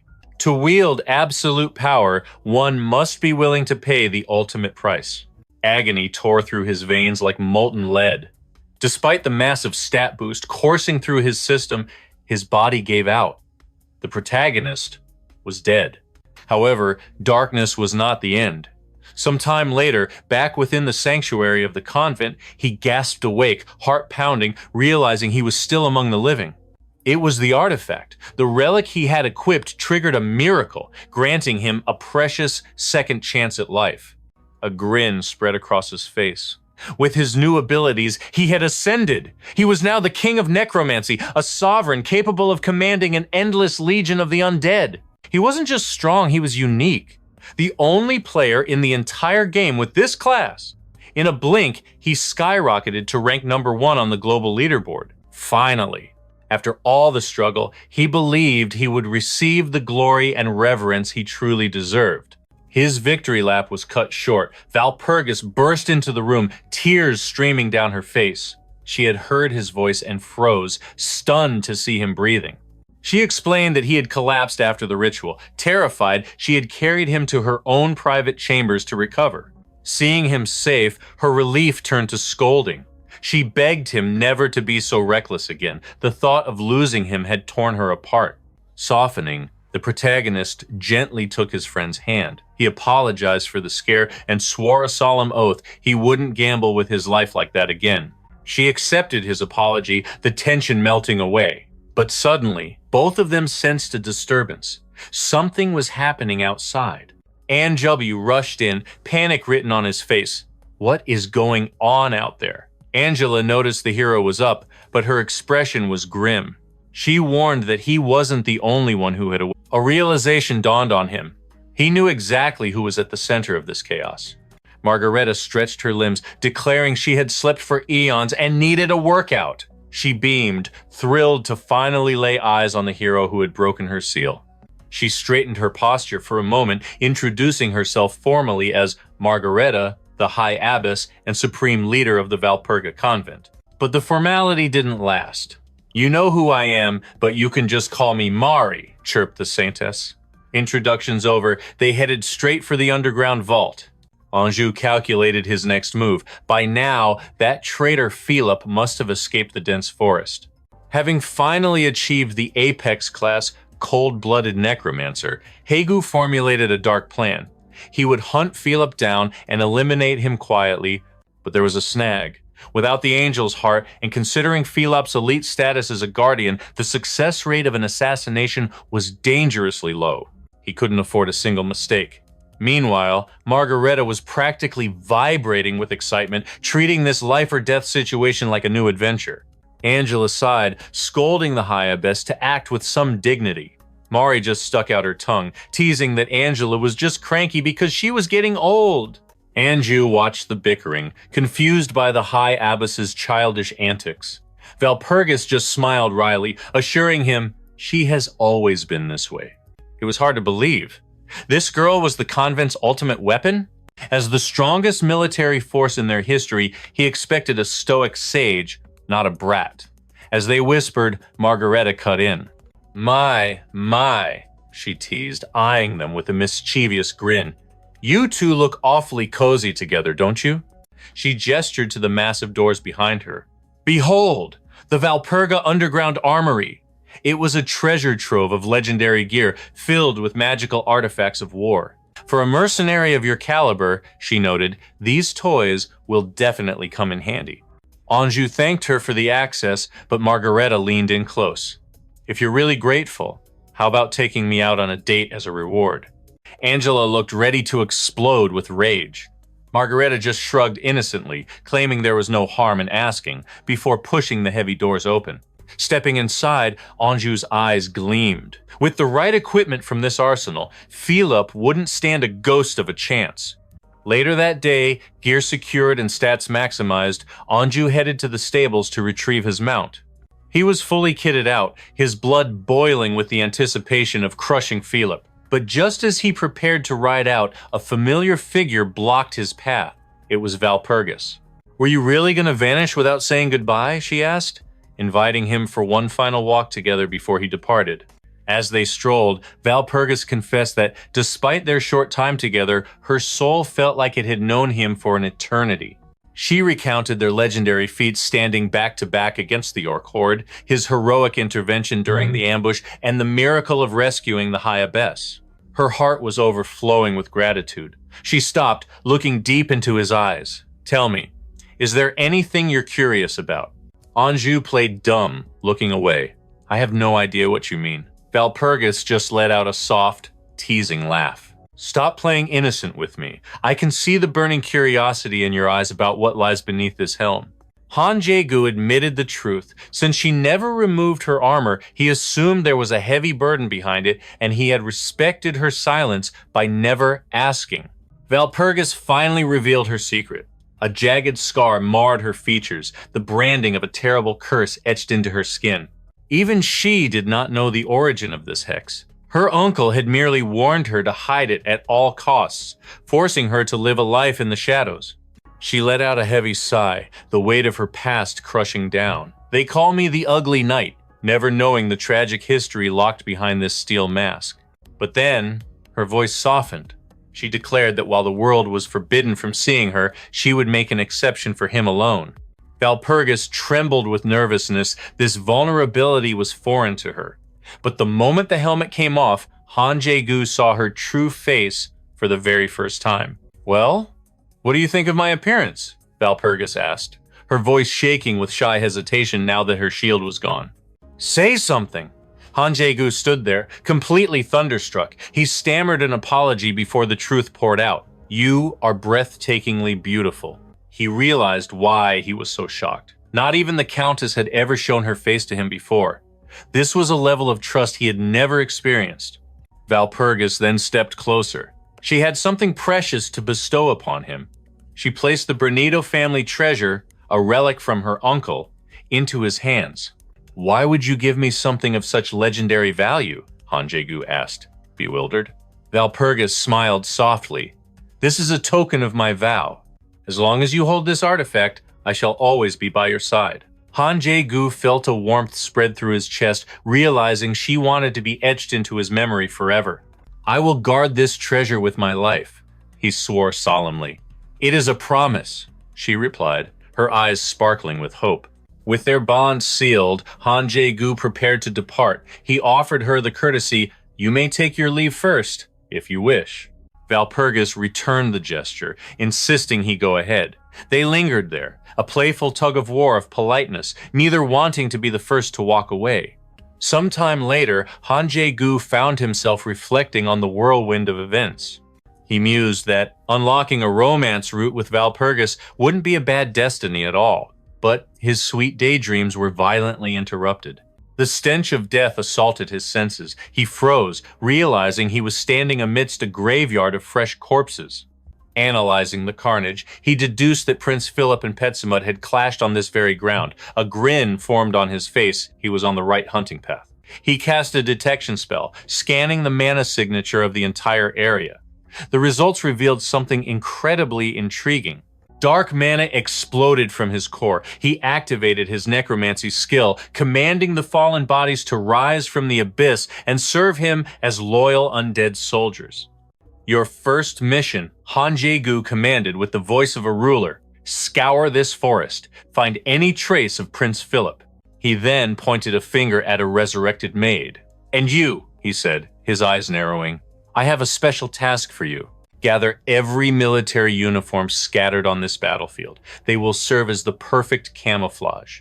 Meanwhile, in a village near the slaughter, Philip was cowering with his remaining men. The prince was still seething over his uncle's betrayal, his mind consumed by a dark thirst for vengeance. Without hesitation, he grabbed the emergency rations. Even when his soldier warned him they were for survival, the selfish prince didn't care. His survival instincts were purely parasitic. He would sacrifice anyone to feed his own hunger. Suddenly, a figure emerged from the shadows. The man claimed he had been searching for the prince. It was the protagonist, disguised as the mercenary Ballerstad. "Do you remember me, Your Highness?" he asked smoothly. Philip recognized him instantly. His soldier begged him to be cautious, sensing a trap. Annoyed by the interference, the prince struck his own loyal soldier across the face. He declared that this mercenary was his savior. After all, he was the one who had hired this blade in the first place. Insects like you are worthless compared to Ballerstad, Philip sneered at his men. Now that I have a war hero mercenary, I have no use for trash like you. You are all fired, Philip shouted, abandoning his men and running desperately toward the protagonist. He looked pathetic, practically begging to be saved. Jaegu smiled coldly. I am glad I found you. I have searched the entire forest for your majesty. Philip wept tears of relief, promising mountains of gold once they returned. But Jaegu's expression darkened. That won't be necessary. In a flash, his undead minions lunged from the shadows, tearing into Philip's former soldiers. Philip stared in horror, unable to comprehend the betrayal. I am not here for gold, the protagonist declared, his voice dropping to a chilling whisper. I am here to settle a blood debt with you, Prince. Philip was completely blindsided by this turn of fate. Recovering his arrogance, the prince spat. A mere puppy dares to bare its teeth at a tiger? I have been raising a mongrel all this time. The protagonist didn't flinch. Instead, he barked like a dog, openly mocking the prince's delusion of superiority. Enraged beyond measure, Philip drew his sword, the blade gleaming in the moonlight. He slashed through the nearest undead with royal fury. Jaegu expected resistance. The prince wouldn't go down without a fight, but the necromancer had a plan. He knew that the more allies Philip summoned, the faster his mana would drain. Tactically, he ordered his undead to pull back. Philip laughed, boasting that defeating these minions was child's play. However, the protagonist stepped forward, eyes glowing with power. Fighting them is one thing, but fighting me? That is a different hell. He claims to have a special nightmare reserved solely for royalty. In a heartbeat, the two forces collide. The prince's eyes burn with the fires of hell, completely consumed by the rage of betrayal. But our hero is ready. Jaegu faces the opponent he has meticulously analyzed down to the bone. He realizes this is the legendary election sword. Facing the very sword technique he once worshipped, it strikes a bitter chord of nostalgia and pain. Don't let the elegance fool you. Beneath that retro beauty lies a viper waiting to strike, hiding a deadly attack within its grace. A weapon reserved only for the one bearing the heavy crown of the Iron Elector. Philip roars, "You backstabbing rat! You think you can cross me and live?" Jaegu just smirks, calmly mentioning his close ties with the Holy Sisters. The prince pauses, shocked that a lowly mercenary has backing from the church, but his arrogance returns instantly. He declares he has absolutely no fear of some militant nuns. Philip launches a desperate assault, but Jaegu parries with insulting ease, fueling the prince's humiliation and wrath. The prince is slowing down. His body is screaming from the internal ravages left by the vampire demon in their last encounter. Jaegu's eyes go cold as he stares down Philip. Your little melodrama ends right now. Boom! A thunderous kick slams into the adversary's gut. The impact is so devastating, it forces a geyser of blood from the prince's mouth. Jaegu towers over him. Forget the nuns, Philip.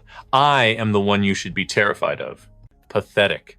The prince stammers, blaming his previous battle for his weakness, making excuses for his failure. He plays the victim card. I recognized your talent. I rewarded you. Is this how you repay your master? Jaegu sighs. The prince is even denser than he imagined. Since you're too stupid to get it, let me spell it out for you. First, you arrogantly ignored my warning that a knife was coming for your back from your own circle. Second, you discarded Walpurgis like trash, despite her serving you with undying loyalty. And third, you selfishly let countless innocents die just to save your own skin. Jaegu sneers. You are a disgrace to the title of Elector. Cornered like a rat, Philip screams that it was all for the greater good. He claims everything was for his people. If I die, who feeds the citizens? He shrieks, grasping at straws. My death leaves a vacuum. The other electors will invade the moment they smell blood. The protagonist pauses. Valid point, he muses. Perhaps you deserve a sliver of mercy. I have a healing potion, Jaegu says, dangling salvation before him. But it comes with a condition. Philip doesn't hesitate. Desperation takes over. Anything, just let me live. Kneel, Jaegu commands. beg for Walpurgis's forgiveness. The prince hits the dirt instantly, even promising 10,000 florins to House Byron. Jaegu hands over the vial. Drink every drop. Philip gulps it down greedily, but his hands shake, spilling the rest of the liquid onto the floor. Bitterness? Jaegu mocks. That wasn't medicine, Your Highness. That was pure dragon poison. Realization hits like a truck. Philip's face twists from hope to pure, unadulterated horror and fury. Send my regards to X, the hero whispers. I took that venom straight from his personal stash. With a primal scream, Philip lunges, but he is intercepted and slammed into the dirt before he can even scratch the hero. And it wasn't Jaegu who struck him. Philip looks up, paralyzed by shock. It's a ghost from his past. The last time he saw her, Pythonim was being torn apart by zombie hounds. She stands tall, reborn. She explains that her new master pulled her from the abyss and granted her a second life. I serve you no longer. Her eyes gleam with vengeance. I always hated your arrogance. It is time to pay the blood price for your sins. Death looms, but suddenly the system interrupts. Warning. The death of the Iron Elector will shatter the game's progression. Jaegu scoffs. He cannot fathom how such a piece of trash could be a keystone for the world. But he doesn't hesitate. He dismisses the alert. Kill him, he orders Pythonim. We will deal with the consequences later. As the life fades from the prince, error messages cascade across the hero's vision like a waterfall. The path ahead just became hell mode, but Jaegu stands firm. No regrets. Far above, Aquila watches the chaos unfold. She sees that the protagonist has broken a seal. Looking at his face, Jaegu is overflowing with confidence and euphoria. A twisted smile forms on Aquila's lips. She loves it. She wants to see him burn the game world to the ground. This is merely the prologue, he declared, ambition burning in his eyes. As expected of an elector, the rewards for crushing Fel were nothing short of legendary. The system was generous, granting him 2 exclusive S-class skills instantly upon his level up. However, when it came to the physical loot drop, only a single item had manifested from the chaos. At first glance, it appeared to be a mundane charm, but the moment he attempted a deep analysis, the artifact violently repelled him with a protective barrier. With a calculated smirk, Jaegu decided his best move was to take the mysterious object to Margareta, only she had the expertise to crack its seal. Suddenly, the system chimed, a red warning flashing before his eyes, alerting him to the presence of a transcendent being.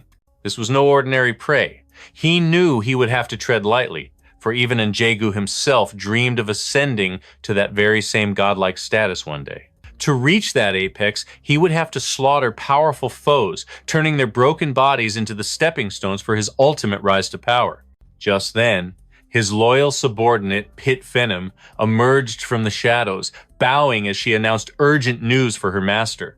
She had scoured the battlefield, investigating the traces left by Philip's forces, and had recovered a hidden artifact. And Jaegu's eyes widened. This must be the true quest reward, he mused, sensing an aura from the object that was on a completely different dimension.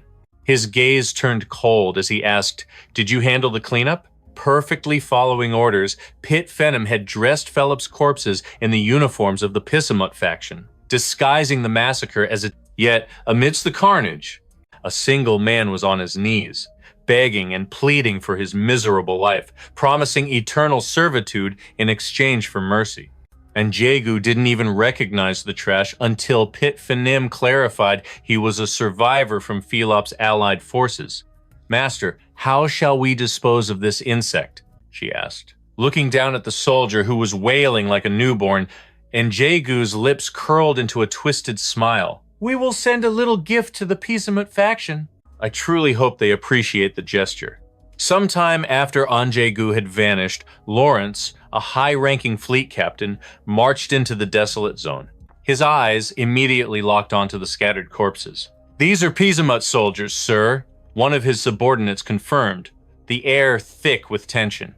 The report continued they had discovered a lone survivor from Prince Philip's squad amidst the bodies. Lawrence grilled the trembling survivor, extracting the devastating news that both the prince and the precious artifact had been captured by the enemy. The survivors spun a tale of woe, claiming they were overwhelmed by a Paisumut ambush and forced to scatter, only to be hunted down like dogs. Lawrence's eyes narrowed dangerously. "Are you telling me," he growled, "that you are the sole survivor of an attack that obliterated everyone else?" Startled by the killing intent, the survivor stammered a pathetic yes, desperately trying to justify his existence. But Lawrence simply sighed, a heavy weight on his shoulders as he lamented arriving too late to save Prince Philip. He looked at the survivor with unexpected respect. "You risked your life to protect your superiors. You have upheld the true code of chivalry." With a voice like thunder, Lawrence addressed his entire battalion. "Witness this man," he roared. "He honored his commander until the bitter end." Even in the face of death, his knightly spirit did not waver. Let him be an example to every soldier here. "Now, we march. We must retrieve Prince Philip at all costs." Later, within the opulent Rose Palace, Lawrence stood before his superiors, reporting that despite his efforts, only clues remained: the prince was gone. His superior deduced the worst: the artifact was missing too. Philip would never have abandoned such a critical item willingly. Lawrence immediately cast blame on the Paisumut faction. Roland, listening from the throne, muttered darkly, "That name is becoming a nuisance." The captain bowed in apology, but Rose cut in recovering the artifact was the absolute priority, far above the prince himself. That object was the only key to restoring Philip's status as an elector, Roland scoffed. "Philip isn't a man who dies easily." He then commanded his servant to send a chilling ultimatum to Paisumut: return the stolen artifact immediately. A cruel smile played on his lips. Otherwise, the consequences will be entertaining. Meanwhile, at the Paisumut base, the message arrived. Pure terror gripped the demon leader instantly. The mad woman had returned. Margareta had risen from her slumber. She was a force of nature that even a demon lord like Paisumut feared to his core. After all, he was the one who had cursed her into that coma.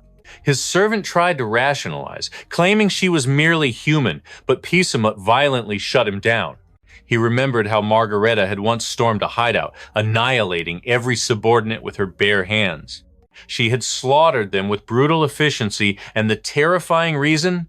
One of them had accidentally stepped on her snack. Since that day, Margareta was whispered about in the demon realm as the destructive storm. Suddenly, another servant rushed in. "A message from Queen Roland has just arrived," Paisumut groaned. "This is a terrible time." He was already stressed to the breaking point, but as he read the letter, confusion replaced his fear. He had no idea what Roland was talking about. He possessed no such artifact. Rage boiled over within him. A lunatic was hunting him down, and now a kingdom was demanding an item he didn't even have. His servant desperately tried to figure out why they were being framed. In the end, they had grasped nothing but air, losing track of X completely during the frantic chase for Philip. "Something about this reeks of a scheme," the servant muttered, his eyes narrowing in suspicion. The miraculous resurrection of Margareta, the sudden vanishing of the artifact.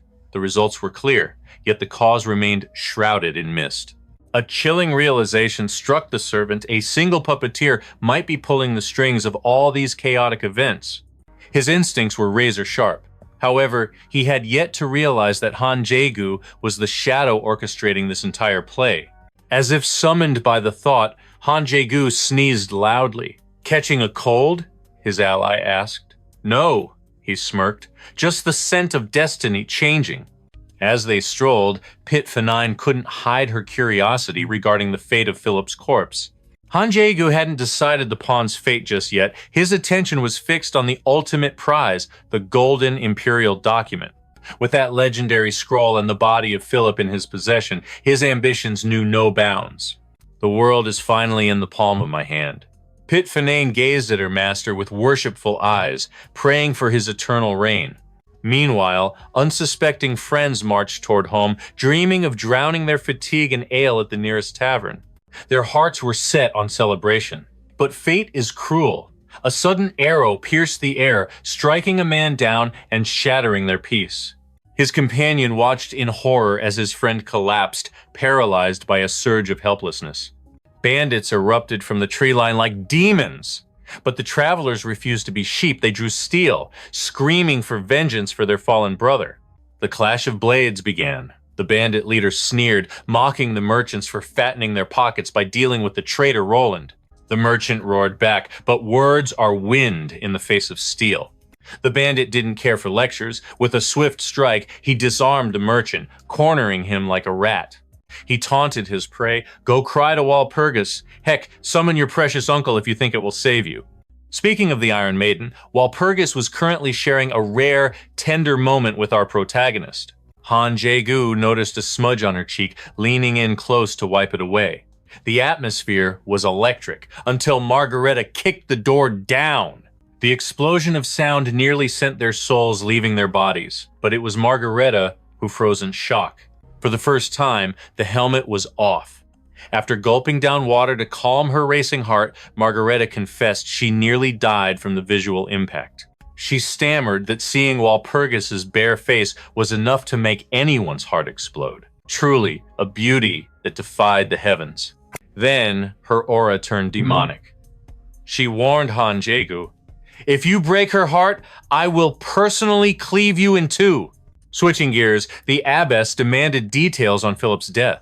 Jaegu explained he left the prince's carcass with a subordinate after the duel.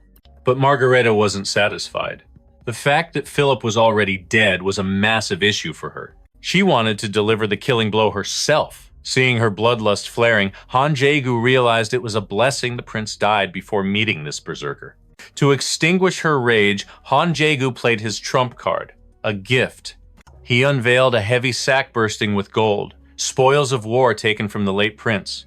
"With this," he smiled, "you can feast until your stomach bursts." In a split second, Margareta's eyes sparkled. She hailed Jaegu as the saint of compassion, her loyalty bought with the promise of food. Meanwhile, Walpurgis spotted a stack of documents. Her eyes narrowed. "What are these?" As she scanned the text, the color drained from her face. These were letters to Philip, detailing Roland's treasonous plot to crown him emperor. Jaegu explained the tension. The emperor and Roland were at war over taxes. Margareta chimed in about the brutal economic blockades. The emperor was seizing assets from every guild connected to Roland, squeezing the life out of them. This pressure was driving the local cavalry units to the brink of insanity. That explained House Ritter's assault on the Ignis Guild. Margareta revealed that Walpurgis had been carrying this mountain of stress alone. Walpurgis tried to hide her pain, not wanting Jaegu to see her weakness. But he wasn't having it. "What is truly happening?" he pressed. Defeated by his gaze, she finally opened up about the nightmare. Later, the gravity of the situation settled on Jaegu. This was no simple squabble, it was a spider's web of politics. He never imagined a tax dispute would spiral into a full-blown war with the Elector of Bayern. Lost in thought, he didn't hear Walpurgis approach. She pleaded with him to forget everything. She refused to drag him into the bloody mess of her family's feud. But Jaegu's resolve was iron. "I cannot simply look away," he declared. "I am in this with you." Still, she pushed back, terrified that the coming storm was too massive for him to survive. He promised to seek aid from their allies, assuring her that the burden wasn't hers to bear alone. Although he knew Walpurgis was trustworthy, Jaegu could see the cracks in her resolve. She lacked experience, and her heart was far too gentle for this cruel world, so he offered words of comfort to steel her spirit. He acknowledged that the looming crisis was perhaps too vast for a mere mercenary to handle. Yet, his eyes burned with determination as he refused to stand on the sidelines. He vowed to stand by her side, come hell or high water. After all, even a sword for hire had its own unique way of tipping the scales of fate. His carefree attitude worked like a charm. She smiled, her spirits lifted by his ability to crack jokes even when death loomed over them. Regardless of the odds, Jaegu radiated an aura of absolute confidence. Walpurgis, however, couldn't quite grasp the source of his unshakable certainty. As the first light of dawn pierced the sky, Jaegu was already awake. He marched straight to the convent, beelining for Margareta's private chambers. He kicked the door open without a second thought, catching the poor woman mid-meal and nearly causing her to choke in surprise. But Jaegu had no patience for pleasantries. He revealed a sealed magical artifact looted from Philip, baiting the High Abbess's curiosity. He promised a generous reward if she could crack the seal right then and there. The promise of profit was too good to resist. Without a moment's hesitation, Margarita agreed to unlock the mystery. Moments later, the seal shattered. The protagonist stared at a pair of gloves and asked Margarita what kind of power lay dormant within them. Margarita explained that these weren't ordinary gloves. They were a superior, evolved version of the magical spatial storage he had used before. Now, with a mere flick of his wrist, he could materialize items from the void instantly. As he walked away, Jaegu admitted he had never encountered such gear. He wondered if the game world had received a patch or a secret update without him knowing. Not that he was complaining power was power, but his train of thought derailed abruptly as he reached for his water skin. "Why did you stop?" he asked his steed, puzzled by the sudden halt. Lifting his gaze, the protagonist realized they had arrived at the city of Pleasant, and to his surprise, the streets were exploding with the energy of a massive festival. After fighting his way through the sea of bodies, Jaegu finally let out a shout of pure relief. It felt like he had been trudging through a dungeon for 3 hours, but he had finally escaped the suffocating crush of the crowd. Suddenly, amidst the chaos, he spotted someone holding a welcome sign. The protagonist smirked. This place was exactly as he remembered it from the lore. He watched as the masses waited with bated breath for the arrival of a figure they reverently called the Great One. Jaegu reflected that Pleasant was a unique sanctuary where races coexisted, and this Great One was none other than the Demon King, Cobalt. Cobalt was a legend who had unified disparate cultures not with a sword, but through his vast intellect and unmatched eloquence. He was hailed as the leading pro-human Demon King, second only to Roland, and a vital key to solving the current crisis. Therefore, Jaegu was determined to track him down no matter the price. While lost in thought, a stranger approached the protagonist, claiming to sense the overwhelming aura of a great adventurer radiating from him. "Even without an introduction, your power washes over me like a tide from miles away," the stranger proclaimed. Jaegu narrowed his eyes and opened his system interface to understand what this goblin was blabbering about. He realized his stats boasted an SS rank worthy of a supreme ruler, with a passive skill that exerted a heavy influence even on complete strangers. Armed with this knowledge, Jaegu cut to the chase and declared his intention to meet with Cobalt. The goblin's eyes lit up with excitement. What a thrill! The city is blessed to receive 2 heavyweights at the same time. He added that he also had business with the Demon King and would gladly serve as a guide. In no time at all, they stood before the imposing gates of Cobalt's castle. The goblin bowed, instructing the protagonist to enjoy some tea in the reception hall while he announced their arrival. Left alone, the protagonist found it unsettling. How could a lowly goblin perceive his true level with just a glance? But he decided to brush the suspicion aside for the moment. In the center of the room, he studied a statue of the castle's master, and a dark thought flickered through his mind. I might have to hunt him down sooner than I thought. Moments later, the goblin returned, a sly smile on his face. "Is the esteemed adventurer enjoying the tea?" The protagonist nodded, but his voice turned ice cold. He warned the goblin to make his presence known next time before sneaking up on him. Changing the subject, Jaegu asked how the goblin came to serve Cobalt. The creature replied that his bond with Cobalt was born of priceless love. Jaegu paused.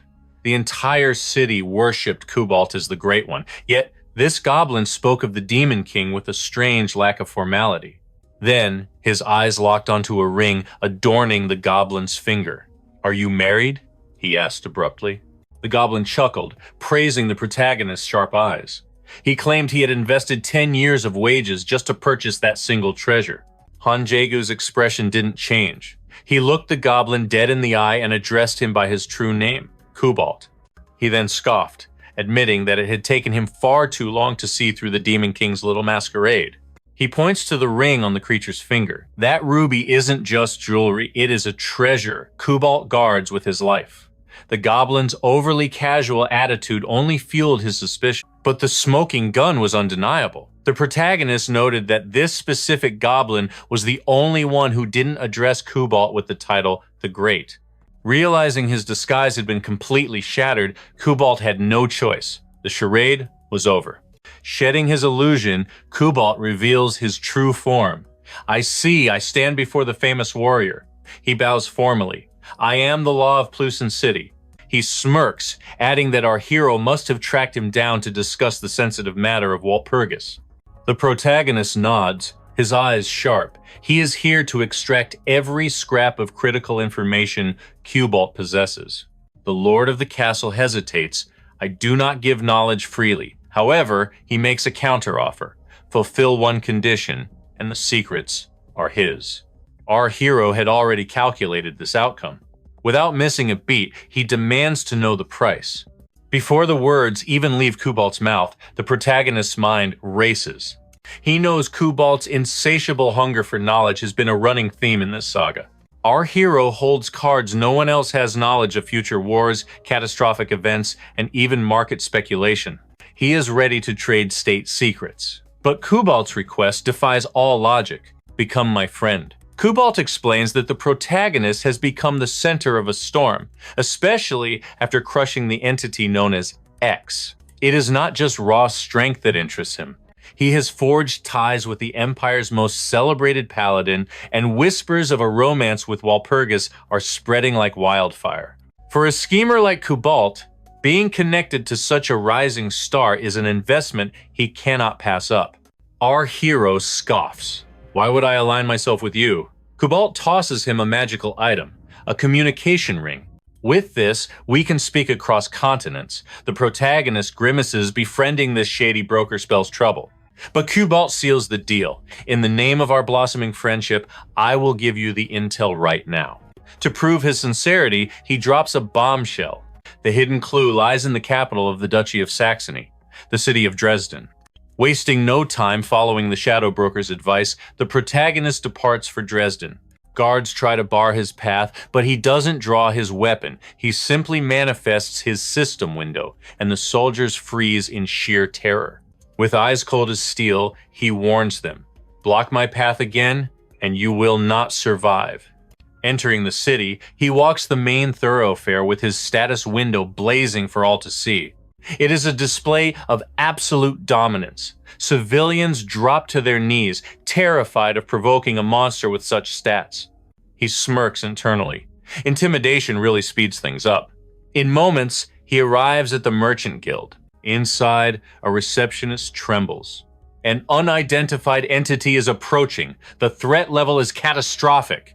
But our hero kicks the doors open, silencing the room with the glowing evidence of his power. He marches straight to the boss. The guild leader stammers, "Why? Why has a monster like you come to this place?" He snaps his system window shut.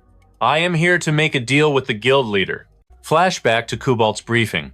The Shadow King had painted a clear picture of Dresden's power struggle. The Merchant Guild and the Ritter Knight family were locked in a deadly financial war. A massive debt crisis was choking the city. This was information the protagonist could never have found on his own. It proved that Kubalt was not just boasting. This was the man who had outplayed our hero in the information war time and time again in the past. His spy network was vast, truly earning him the title King of Shadows. Back in the present, Kubalt had seen the satisfaction on the protagonist's face. But there was one final card to play. Now, standing before the guild leader, the real negotiation begins. The leader introduces his daughter, Marin. She lives her life as a prisoner in her own bed. She was a vibrant child, he explains, holding back tears. Then her arms lost all strength. She couldn't even lift a spoon. The paralysis spread like a curse, claiming her entire body. He had summoned the finest healers and experts from across the continent, but the illness defied them all. Every time he looked at her, his heart shattered. But like any father, he refused to let the flame of hope die. He drops to his knees before our hero. "I beg you, great adventurer, please save my daughter." First, the protagonist issued a simple command to the guild leader. "From this moment on, address me only as Valor." Business came first. But as Valor assessed Marin's condition, his expression darkened. The situation was far more critical than he anticipated. Her life force was fading rapidly, muscles atrophied, and body ravaged by severe malnutrition. He realized instantly that ordinary medicine held no power here she was beyond the help of traditional doctors. However, there was a flicker of hope. He knew of a cure. The desperate father immediately begged to know what was needed. Valor dropped the bombshell. "I need an elixir from Gross Glockner." The father's face went pale. That request was synonymous with a death sentence. To the merchant, the request seemed impossible to fulfill. Gross Glockner was a legendary canyon in the Empire's southeast, a place of stunning beauty but deadly reputation. It was the lair of a nightmare, the demon dragon, Wars Teufel. While ancient dragons were rare, Wars Teufel was an entity of immeasurable, catastrophic power. Even the demon kings dared not trespass there. The canyon was a hive teeming with beasts and monsters. It was a graveyard for humans and demons alike, a suicide mission for anyone sane. But Valor was far from ordinary. He looked the trembling guild leader in the eye and vowed, "I will retrieve the elixir myself." A fragile flame of hope ignited in the father's heart, though it was nearly crushed by the fear that no one returns from Gross Glockner alive. Before leaving, Valor added a crucial truth. What Marin needs right now isn't just medicine, but the warmth of her father's love. Tears welled in the merchant's eyes. He had to know, why was this stranger risking his life for them? Valor revealed his hand. He knew of the crushing debt the Ryder family owed to this very guild. "Forgive the Ryder family's debt," he demanded. The guild leader was stunned, but the scales of fate were clear. The mere thought of seeing his daughter smile again outweighed all the gold in the world. He swore a solemn oath to honor the deal the moment his child was saved. Sometime later, Valor arrived at the infamous Gross Glockner, casually admiring the moonlight as if on a vacation. His gaze drifted down. The ground was carpeted with rare herbs. Ingredients for legendary potions were growing like weeds. He patted his horse, warning it sharply, "Don't you dare eat those. That's money on the ground." The region was so treacherous that guards usually blocked the entrance to prevent fools from dying. But Valor had talked his way in. He knew the secret. The dragon's mana had saturated the land, turning every plant into a divine treasure. Even the dirt beneath his boots was worth more than solid gold. Wasting no time, the protagonist began harvesting everything in sight like a man possessed. He calculated rapidly: cure the girl, sell the surplus for a fortune, and secure his future. Plus, he could stash the highest grade ingredients to craft battle items for himself. But suddenly, time's thwack, asterisk. A rock bounced off his head. A goblin sneered from the ridge, barking at him to get lost. And he wasn't alone. An entire goblin army emerged, declaring that this canyon belonged only to them. Cut to a short while later. Under the terrifying gaze of the protagonist, the goblins were now hard at work, farming the land. "Dig properly," he commanded, his voice cold. "Damage the roots, and there will be consequences. If you work sloppily, I'll send you all back to your graves permanently." Visibly annoyed, he flared his aura. "Do I make myself clear?" Moments earlier, they had tried to swarm him. Big mistake. He had drained their blood in a single, devastating stroke, wiping them out instantly. But even in death, they had value. He had cast his necromancy, reviving the corpses into a tireless army of zombie laborers. Why dirty his own hands when the undead could harvest the crops for him? Back in the present, Valor smirked at the goblin leader. "You really shouldn't have picked a fight with a monster, Kurarok." The undead servant bowed humbly. "We failed to see your majesty, master. Thank you for employing us." The protagonist chuckled darkly. "No," he said, watching his minions toil. "I should be the one thanking you. Free labor is hard to come by." Shifting focus to the dangers ahead, he demanded to know who else lurks within these treacherous canyons besides the goblins. Kurarok rattled off a terrifying list without hesitation. "This canyon is a nest of nightmares, master. Werewolves, deathworms, giant centipedes, and hordes of savage ogres call this place home." Han Jaegu noted the creature's sharp memory with satisfaction, realizing that sparing this servant had been a brilliant tactical decision. Kurarok bowed low, declaring it an honor to serve. But their conversation was cut short as a mystical voice resonated from the protagonist's ring. On the other end, Kubalt's voice dripped with amusement, asking if he had perhaps forgotten that their magical line of communication remained open. Han admitted his oversight casually. Indeed, I did. Speak your mind.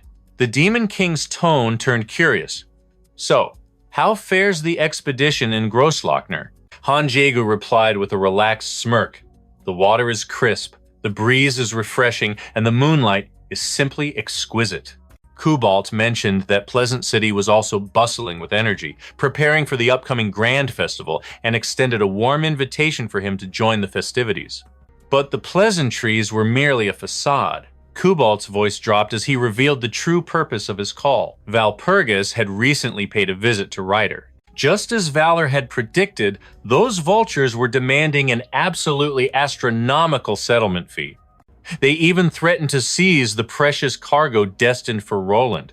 In short, it was a tyrannical, one-sided demand designed to cripple them. The protagonist's eyes narrowed dangerously, declaring that their greed had finally crossed the line of tolerance. Kubalt warned that this was merely the opening move. He wished Valpurgis would see reason, but Han argued that a snake like her would never agree to fair terms. He issued a sharp command to Kubalt stall them and buy as much time as possible. Kubalt agreed to carry out Valor's request for the sake of their alliance. In return, the protagonist vowed to repay this heavy debt when their paths crossed again. The Demon King sounded thoroughly pleased with that arrangement. After all, Grosslochner was a veritable mountain of gold, so he fully expected a tribute worthy of its legendary status. Hearing the chaos in the background, he noted that Valor clearly had work to do and ended the call. Han breathed a sigh of relief as the connection finally cut.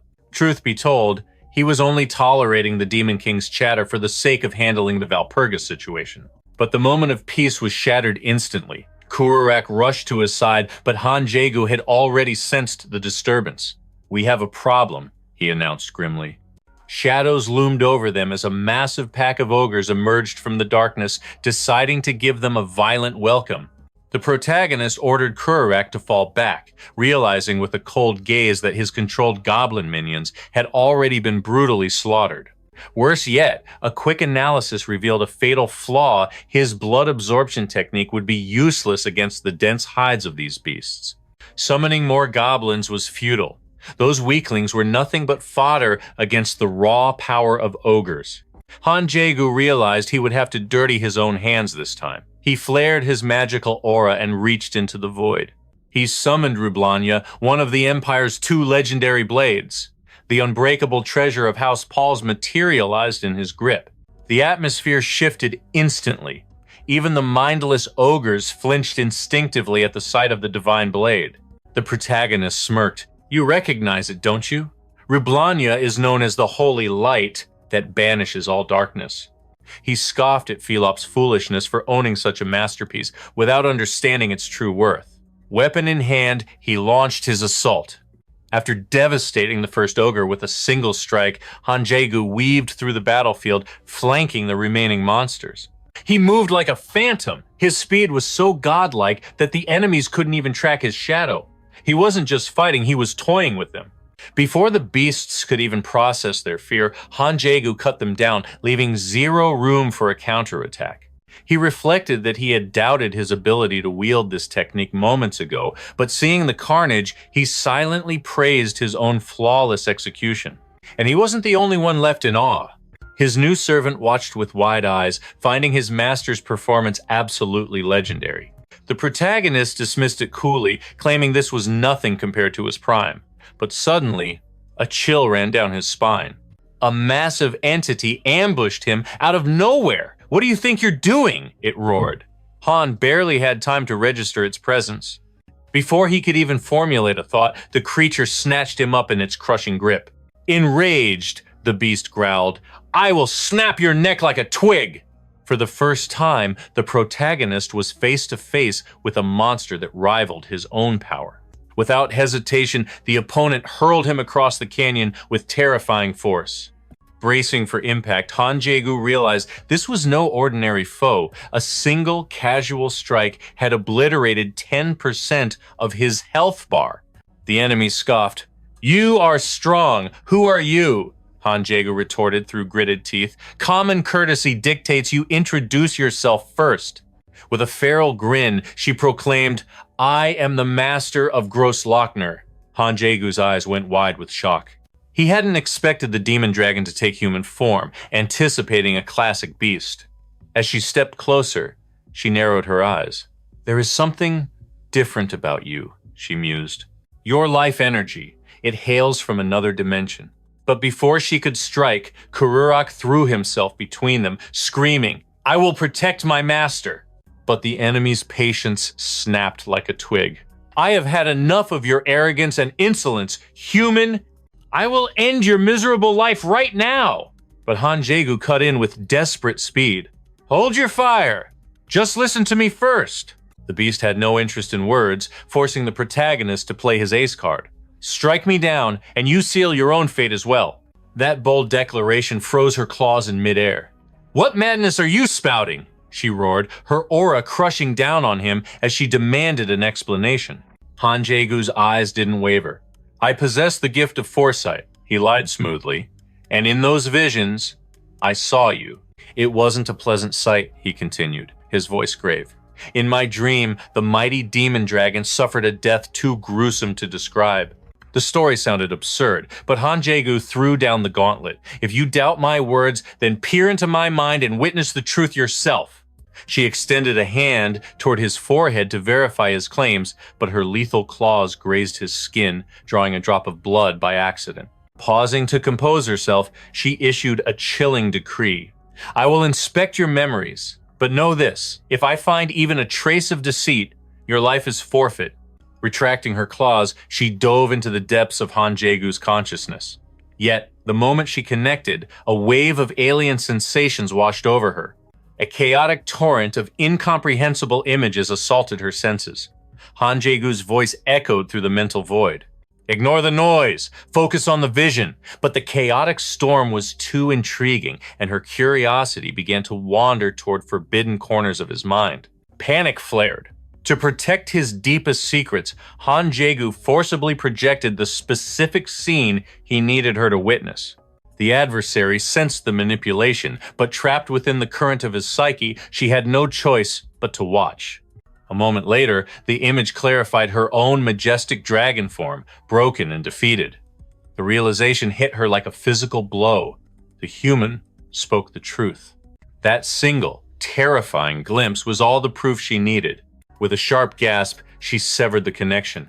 Meanwhile, the protagonist let out a silent sigh of relief. That was too close. She nearly saw things no one in this world should know. Visibly shaken, the demon dragon muttered, her pride fractured.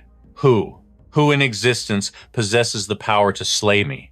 Regardless, she declared, regaining her composure, I will spare your life. You are free to roam these mountains as you please. Hold on, Han Jaegu countered boldly.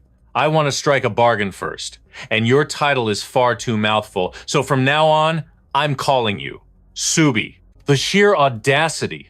Her expression soured instantly at the casual nickname. Han Jaegu pressed on. It is the only way you survive this fate. But she scoffed, offended. I have lived for thousands of years, human. Do not mock me with pet names. Just listen to the proposal, the protagonist insisted. Suddenly, the familiar chime of the system interrupted his thoughts. New quest, earn the dragon's trust. Difficulty, high. The path ahead had just become clear. Elsewhere, a hapless snake slithered through the underbrush, only to be crushed instantly beneath a heavy boot. A deep voice boomed through the forest. I am the master of the deep dark abyss, the sovereign of chaos and disorder. I am Odgus, the demon king. Just as he finished his grand monologue, a servant interrupted the moment. My liege, we are nearly at the destination. We cannot afford to loiter. Odgus scoffed at the lack of appreciation. Fool! I am perfecting my triumphal entrance. I will not tolerate interruptions. The servant bowed in apology, but Odgus waved him off with a huff. Forget it. You have already ruined the atmosphere. Suddenly, a sharp female voice cut through the air. That maid belongs to me, she declared coldly, not to the Demon King. Odgus chuckled darkly. Ah, Calione, "You have finally arrived, my daughter," he said. "As promised, once this campaign ends in victory, I shall grant your greatest desire." Even as Calione insisted she needed nothing, Odgas grinned with twisted paternal affection. "As your father, it is only natural for me to spoil you." Turning his attention to the army of minions, his voice hardened. "Grossglockner is guarded by the legendary demon dragon. The lesser beasts under her command are trash, but the dragon herself will be a formidable foe. However, fear is not an option. Your orders are simple. Devour everything in sight. Crush every living insect beneath your heels without mercy." Finally, Odgas raised his fist to the sky. "With my leadership, our victory is absolute." With his wicked children sufficiently bloodthirsty, the Demon King prepared to march toward his target. Meanwhile, back with our protagonist, he was busy rallying his own chaotic troops. He addressed them sternly. Despite the bizarre creatures and a dragon with severe communication issues, their mission remained unchanged: harvest every valuable herb in sight for the market in Dresden. With a clap of his hands, he ordered the goblin squad back to the grindstone. Following the pep talk, his loyal servant Kururak presented his master with a refreshing mandrake tonic. As he sipped the brew, the protagonist reflected on the situation. Encountering a dragon this early would have been a death sentence if not for the memories of his past lives guiding him. However, something felt off. This timeline was diverging wildly from the others, from Fell's erratic behavior to the sudden appearance of the dragon. And speaking of anomalies, he could not shake the image of Valpurgis, who had finally unmasked himself in this reality. Needing answers, he decided to cross-reference these events with his system interface. Just as his suspicions solidified, the protagonist realized this sense of déjà vu was no mere coincidence. This entire timeline had diverged completely from his previous run, meaning the future was no longer a script he could predict, it was unwritten chaos. Han Jaegu possessed perfect recall of every map and the treacherous terrain of Grossglockner, down to the very last pebble, yet a chilling realization gripped him as the landscape felt wrong. There was absolutely no doubt a glitch in reality was staring him in the face. The legendary clash for Arfine, the duel between the Steel Elector and Pahud, Friedrich's treacherous knife in the back, and the crisis at Valpurgis. The grand stage remained the same, but the actors were improvising, the events were twisting in ways he never anticipated. Yet, he couldn't pinpoint the anomaly, and a gnawing feeling ate at him he was missing a vital piece of the puzzle. His mental spiral was shattered by a sudden uproar among his goblin subordinates, forcing him to snap back to reality. One of the little ones whimpered, nursing a wound he received from a simple herb-gathering mission. Han Jaegu sighed, his voice stern, yet guiding. He had warned them that these roots had bite, instructing them on the proper extraction technique. As he turned to resume his tactical planning, the truth struck him like a bolt of lightning. That injured goblin had a brother. He paused, his mind flashing to Charlotte and her younger sister. It was a detail, a spark of humanity that he had never witnessed in any previous playthrough. The events of this life cascaded through his mind, and he finally understood. When his status shifted, his entire worldview transformed with it. In the past, he stood at the apex as the Steel Elector, the ruler of empires, and the hero who saved the world. He possessed godlike power to match those titles then, but now he was merely a nameless mercenary. He was nothing compared to his past glory, left with only the ghosts of memories from his previous reigns. But looking at it from another angle, the protagonist realized he had achieved something far greater. In this life, he forged bonds with those he once dismissed as mindless non-player characters. Seeing the relief on Valpurgis's face made every struggle worth it. In his past life, he would have coldly paid the debt and moved on, blind to their suffering. He had been ignorant of their true circumstances until this very moment. The fog cleared. The protagonist realized the timeline diverged the moment he crossed paths with Aquila. She was the anomaly, the key piece that would allow him to unlock the legendary true ending. A hidden dimension and a new destiny had been crafted just for him. The pieces were falling into place. He finally understood that Aquila was the puppet master pulling the strings of this world. Kururak, sensing his master's strange mood, nervously asked if the wine was spoiled, but a deafening explosion silenced him.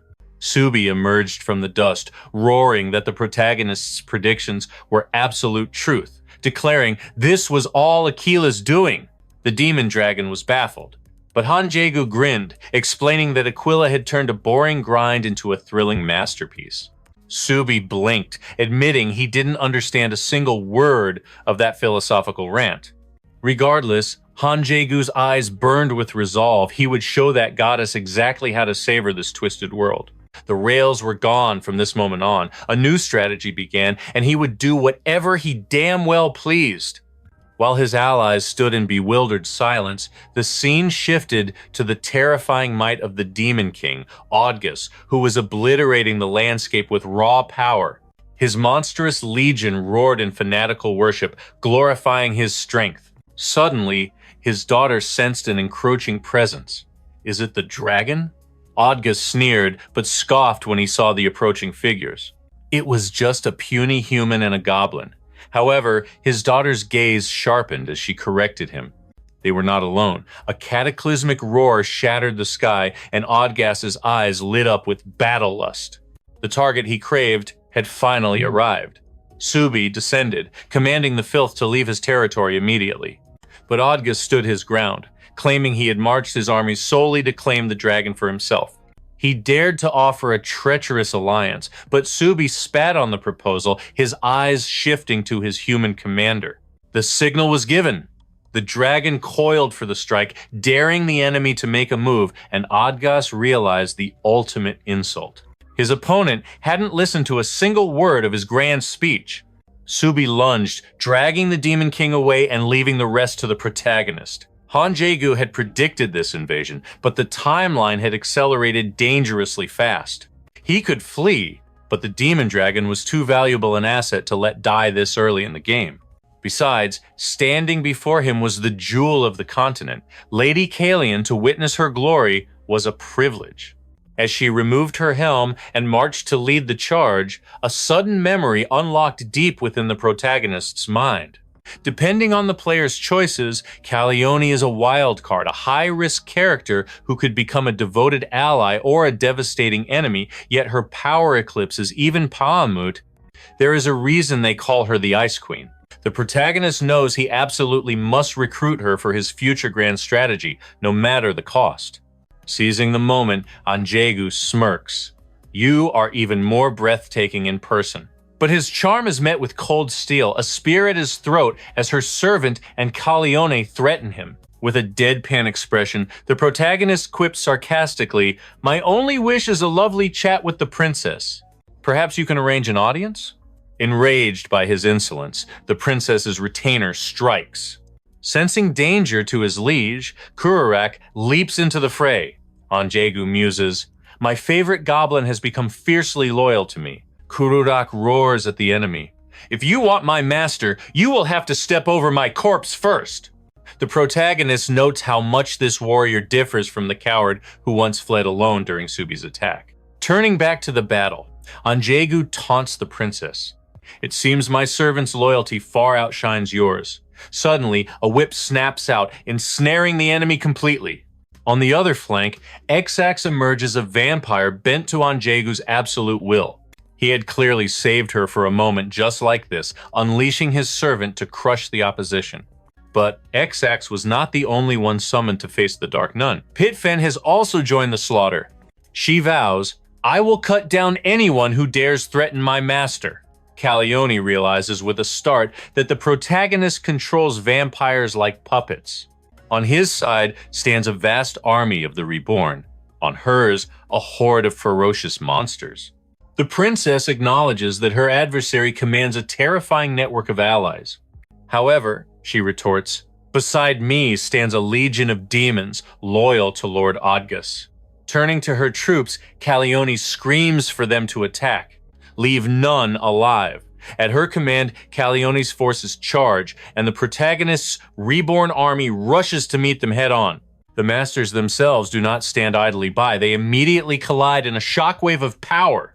Calione manages to drive the protagonist back. She declares that not just anyone can block her strikes, ranking him even higher than Palamut himself.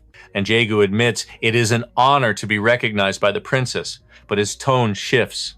He expresses regret that she serves Odgus, adding that if her true father knew, he would weep tears of blood. The protagonist knows her true identity, Lady Calione Romania Kymars, the only daughter of the former first-rank demon lord, Kymars. Calione freezes, asking, "What else do you know?" The protagonist begins to laugh, causing her to snap, "Why are you laughing?" Jaegu finds it hilarious that she has become so ignorant, following in the footsteps of the very man who destroyed her father. Calione stands stunned, her mind reeling. "What are you talking about?" She demands an answer. To Calione, her father was the most revered being in existence. She always treasured the warmth in his eyes, which brought deep peace and inspired all demons to believe in themselves. Calione was immensely proud of him. He was her source of joy, but that world shattered the day he died. Kymars was tragically murdered by Gora, Kalgum, and Cultus. It was then that Odgus took her in.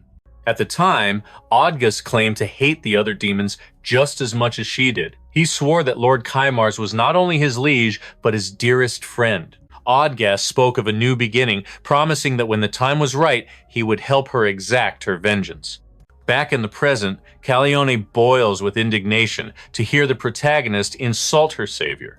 Jaegu declares she is truly in a pitiful position, but urges her to look at one thing first. He tosses a sphere of shimmering energy directly to Calione. Meanwhile, Odgus faces the dragon demon, declaring that romance is the only path, viewing this war as a twisted romantic epic. Subi, in turn, accuses him of inflicting grievous harm upon Calione. Odgus retorts that he did not kill Kymars, blaming the trio of traitors. But Subi scoffs, refusing to buy the excuses because he knows the true history. Odgus calls his adversary persistent, but then his expression darkens. He concedes. "You are right. After all, there is no way those two idiots could have killed a legend like Kymars." With that, the mask falls, and he finally admits his sins. He confesses that when those two discovered Kymars' only weakness, they practically drooled at the chance. But Odgus has no idea that Calione is hearing every single word. The sphere the protagonist threw was, in fact, a magical image transmitter. Confronted with the cold truth, Calione freezes in shock. Since losing her father, she had revered Odgus as her only family. The protagonist smiles, his psychological trap is snapped shut. Previously, Jaegu had orchestrated the entire setup with Subi, entrusting her with the source of the magical projection. He had commanded Subi to deploy it in the heat of battle, a tactical trap designed to force Odgus into confessing his sins while distracted by combat. Subi hadn't grasped the full picture, but Jaegu insisted it was the key to victory. Back in the present, Calione stood frozen, her blade lowered as she processed the horrifying truth she had just heard. The protagonist smirked internally. Subi had performed exactly as planned. The psychological trap had sprung perfectly, and now the endgame depended entirely on him. Tears streamed down Calione's face as her reality shattered. She realized that everything she believed was a lie constructed by Odgus, the guardian who had stood by her side since childhood. Amidst the heavy atmosphere, XX casually announced that her part of the job was complete. The protagonist simply ordered her to hold the line. Completely broken, Calione confessed she never imagined she had been serving her true enemy for 50 years. The weight of the revelation crashed down on her, leaving her spirit utterly devastated. The protagonist cut through her despair with cold logic, suggesting that instead of wallowing in grief, she should claim her long-awaited vengeance. He offered to teach her the forbidden art, the right of the truth. However, what Calione chose to do with that power would be entirely up to her. Calione gasped, her eyes widening. It had been an eternity since she last heard mention of that legendary power. A spell that borrows the vast, infinite power of the cosmos, potent enough to inflict a mortal wound even upon an archdemon. It was the very spell that crowned her father as the greatest demon of his era, but she quickly added a caveat: only her father knew the intricate details. So, how could a complete stranger possess such forbidden knowledge? Han Jaegu smirked internally. He had studied the game from start to finish thanks to the strategy guide. He knew Chamar inside and out, the overwhelming power of the right, its true name, and even its single fatal. But for now, he simply needed to spin a convincing tale to bring her to his side. The protagonist explained calmly that he had read the ancient chronicles of the Seven Demon Wars, which detailed methods to resist the archdemon. Within those pages lay the rite of the true name of Chimar, a technique that had proven historically devastating. Calione admitted the logic was sound, which pleased the protagonist, but her hope quickly faded. She declared she couldn't help him defeat Odgus because the monster was a true immortal. She recounted the past, revealing that before becoming her father's subordinate, Odgus took a direct hit from that very spell. It incapacitated him, yes, but even her father could not finish him off. However, the protagonist immediately countered, telling her she was gravely mistaken. He pointed out the cold hard truth: the allies protecting her were part of his vampire army, and no matter how strong Calione was, she could not face such a force alone. Han Jaegu offered himself as her new ally. "Will you follow me?" he asked, his voice dripping with authority. "Or will you die right here?" Hearing this, emotion surged through Calione.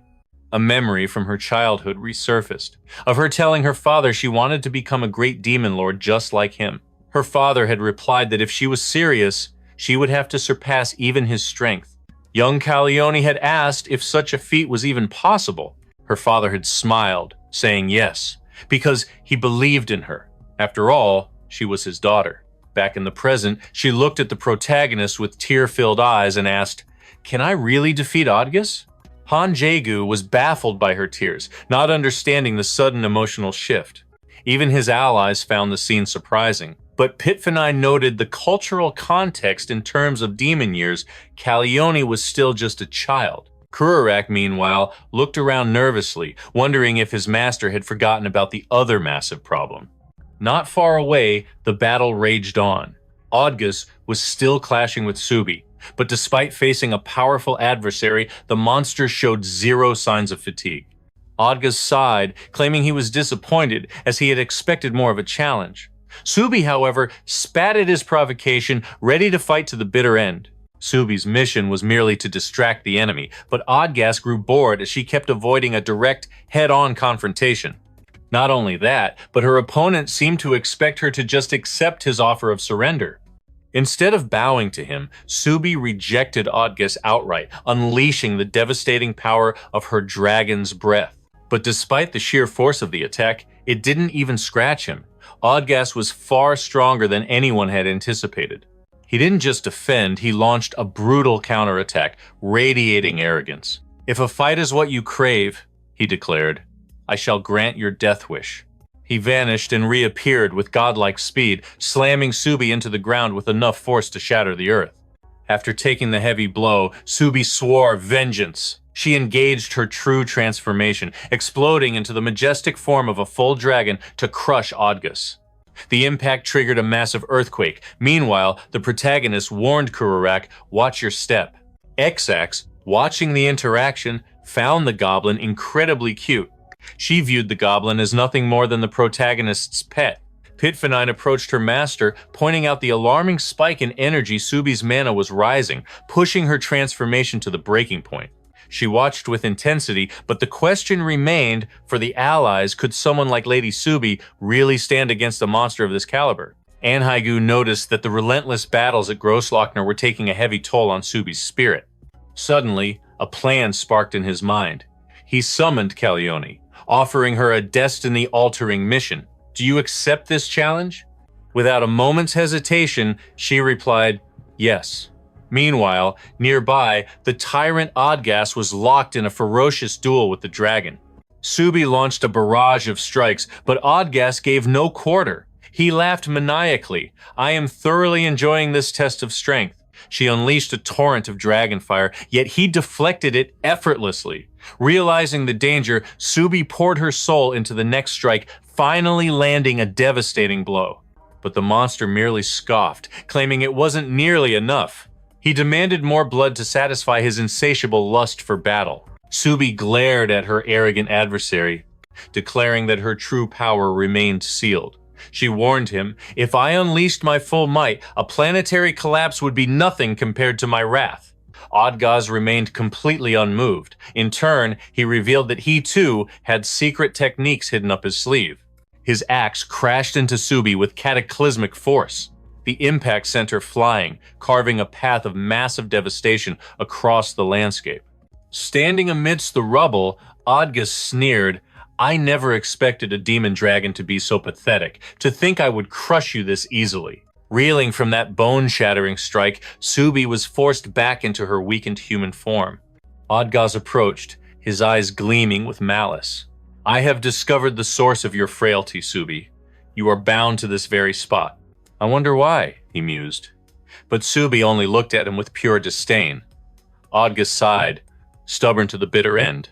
"But now, you meet your doom." However, just before the killing blow could land, the protagonist flashed onto the scene. He stopped the attack cold and slammed Odgaz back. Subi sighed, relief washing over her, though she couldn't help but grumble. "You took your sweet time." And Jaegu smirked, replying, "You look absolutely terrible." A comment Subi certainly did not appreciate in that moment. Odgaz scrambled to his feet, demanding to know what happened to Calione. And Jaegu simply replied, "You are about to find out." He gave the signal. Calione descended from the heavens like an avenging angel, asking, "Odgaz, is there something you forgot to tell me?" Seeing her, Odgaz arrogantly declared that she must have finally mastered the rite of true naming. He commanded her to unleash that magic against the protagonist. But Jaegu had heard enough of his lies. He urged Calione to strike down her father's murderer. Odgaz feigned ignorance, insisting Kamar was his best friend and he would never harm him.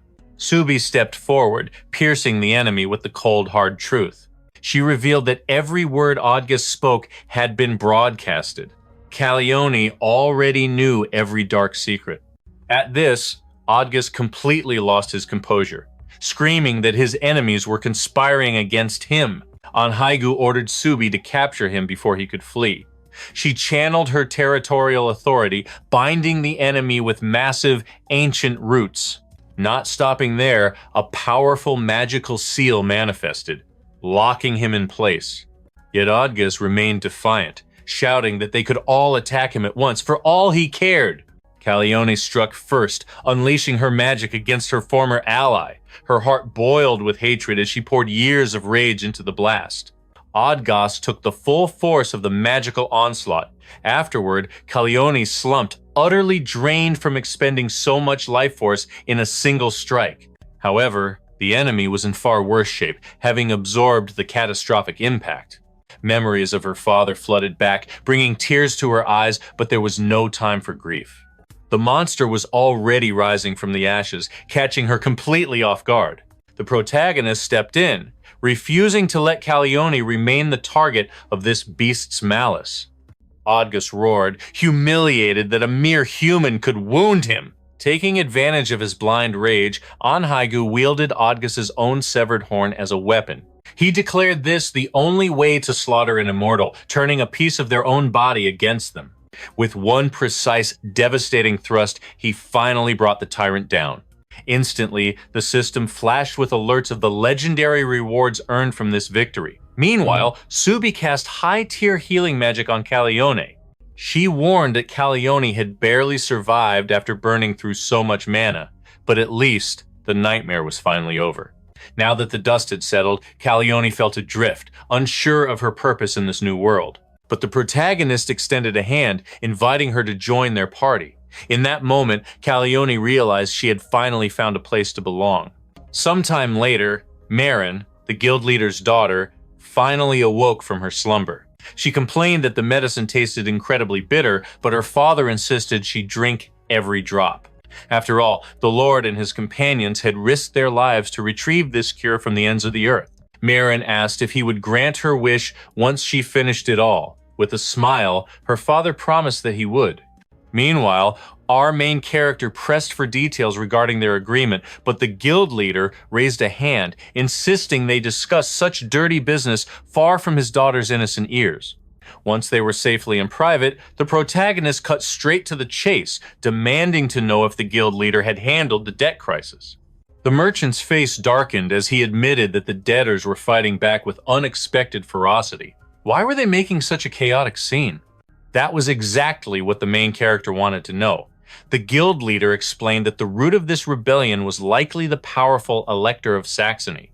It seems the Elector had cornered the guildmaster earlier, declaring that these debtors were his VIP clients who poured gold into his pockets, and he refused to accept the settlement. He also reminded the merchant that their two guilds had been allies for quite some time, hinting at a betrayal. However, he offered a sly condition. If the merchant could simply arrange a private meeting with the Elector of Saxony, he promised the tides might turn in their favor. Jaegu's eyes narrowed as he realized the truth. They were causing this storm for one simple reason. They were terrified that if the debt was settled, the merchant's powerful connection to Saxony would vanish into thin air.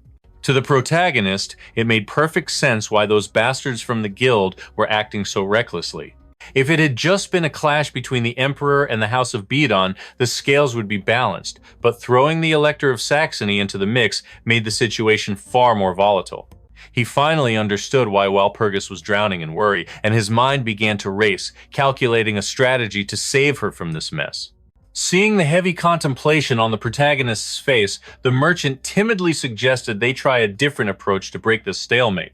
But Jaegu turned the tables, staring him down with intensity as he asked, "Tell me, representative, are you actually any good at negotiations?" Elsewhere, in the lavish estate of a noble, a message arrived that struck like a thunderbolt. Saxony intended to turn against them. The noble fell into despair, lamenting that if his family had just acknowledged the debt transfer earlier, they could have bought more time. But now he wept openly, realized that even that small mercy had been stripped away from them. The messenger coldly stated there was nothing more to be done, prompting the noble to scream at his servant to rush to the capital, even if he had to cling to the emperor's coattails. He commanded him to resolve this disaster by any means necessary and not to return until their safety was guaranteed. Back with our hero, a holographic system window flashed before his eyes, announcing that his necromancy mastery had leveled up. A surge of power flowed through him. The system declared he could now summon his undead allies regardless of the sun or moon. To test this evolution, the protagonist called forth Pifenin, and instantly she materialized in the broad daylight without a single burn. Jaegu grinned, realizing she and the other vampires had evolved into true daywalkers, and immediately assigned her a special mission. He produced a sealed document instructing his loyal servant to deliver it to a man named Rib Souls. His voice turned serious as he emphasized the document's importance, warning her to exercise extreme caution during the delivery. Shortly after, the guild leader returned, beaming with pride as he announced that everything Lord Dor requested for his departure was prepared. He unveiled a magnificent carriage, a masterpiece of craftsmanship, boasting that only a handful of high-ranking nobles possessed such luxury. He explained that he had pulled some strings with an acquaintance in a client's company just to acquire it. The merchant also handed over a payment of rare herbs and travel funds, ensuring that Valor would have more than enough resources for the road ahead. However, curiosity got the better of him, and he asked what exactly the hero planned to do with such an extravagant vehicle. Jaegu just smirked.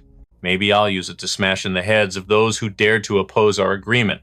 Just then, Marina appeared to bid them farewell. The protagonist looked at her softly, advising that even though her health had returned, she must still tread carefully for a while. The young lady smiled, declaring she had something for Valor, and before he could react, she planted a surprise kiss on his cheek. It wasn't just the protagonist. Everyone froze in shock at her bold move, but Marin simply giggled, explaining it was a gift of gratitude.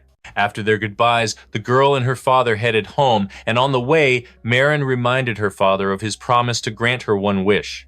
With a dreamy look in her eyes, she declared, "My wish is to become the wife of Lord Dor." She explained that she had been completely charmed by him, but her father looked as if his soul had just left his body at this terrifying development. Meanwhile, far away on the road, the protagonist and his party continued their journey into the unknown.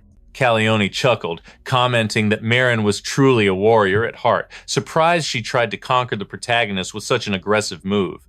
However, she added with a sigh that their lord seemed to care more about gold coins than the heart of a maiden. Jaegu shot back that they simply didn't understand, insisting that currency is the fuel that spins the wheel of the world. He argued that everything revolves around money, but under the judgmental gaze of Calione's non-subordinates, he quickly felt the awkward tension rising. Luckily, he was saved by a magical call from Kubal, who had heard Valor return from Grossglockner and was relieved to hear his voice. The protagonist assured him he was in perfect condition and was proceeding with the mission as planned. "By the way," Kubal asked, his tone turning sharp, "have the enemies departed yet?" His crows had spotted movement, prompting the urgent contact. Fresh intel secured. Jaegu didn't miss a beat. "Talk to me. What have you discovered?" Kubalt's voice crackled with amusement. "Everything is dancing to your tune, Bale. The enemy forces marched for the capital at dawn, and let's just say they looked ready to murder someone." The main character smirked, knowing full well who lit that fuse. "I admit, I might be partially responsible for their bad mood." Then, his eyes narrowed playfully. "Let them rage. The real surprises haven't even started yet." Kubalt dropped another bombshell. Apparently, Roland, the Rose Demoness, has graced the capital with her presence. Perfect. The protagonist immediately issued a new command. "Time to play." "You never miss a detail, do you?" Kubalt chuckled. Jaegu replied smoothly, "Precise execution is exactly why we formed this alliance." Kubalt agreed, promising a reward fit for a king before abruptly shifting gears. "I'm cutting the line now." The protagonist teased, "Come on, don't tell me you're getting shy on me." His ally's voice softened with absolute faith. "I'm counting on you." Connection ending. Click. Silence returned to the room. Only then did the main character realize, "Did I really just say that? How embarrassing." Meanwhile, Calione stared at him as if he had grown a second head. You're casual friends with Kubalt person?" Her eyes widened, realizing his web of influence stretched. Speaking of influence, the protagonist's eyes landed on her, gleaming with a mischievous plan. Calione flinched. "Why are you looking at me like I'm prey?" Jaegu waved off her concern with a straight face. "Relax. I just need you to take one for the team." Moments later, in the heart of the Empire, Vienna, the streets were buzzing. Whispers traveled like wildfire through the crowd. They spoke of House Chaud's legacy. "Did you hear? Odgis slaughtered his own father, only to be cut down by times her asterisk." The gossip mongers leaned in close. "They say Kaimar's daughter unleashed a forbidden family art to destroy him." But above all the blood and battle, one detail reigned supreme. "And have you seen her? Her beauty is enough to bring kingdoms to their knees." Right on cue, a luxurious carriage rolled into view. The crowd held its breath, convinced the legendary daughter of Kaimar had arrived. Inside, Calione was dying of mortification. "Is this really necessary?" she hissed. He didn't hesitate.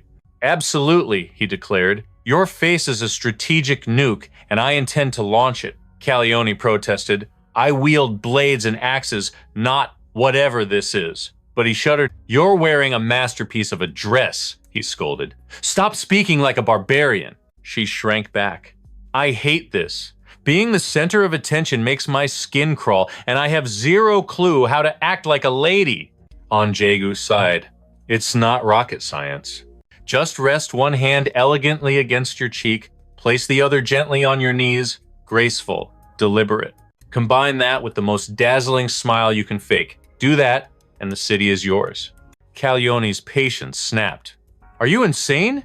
I am a commander. I lead armies into the jaws of death. My place is in armor, not frills. If I do this, my reputation as a warrior will be incinerated." The protagonist looked at her with chilling calm. "You are free to leave. Drop your gear and walk away whenever you like.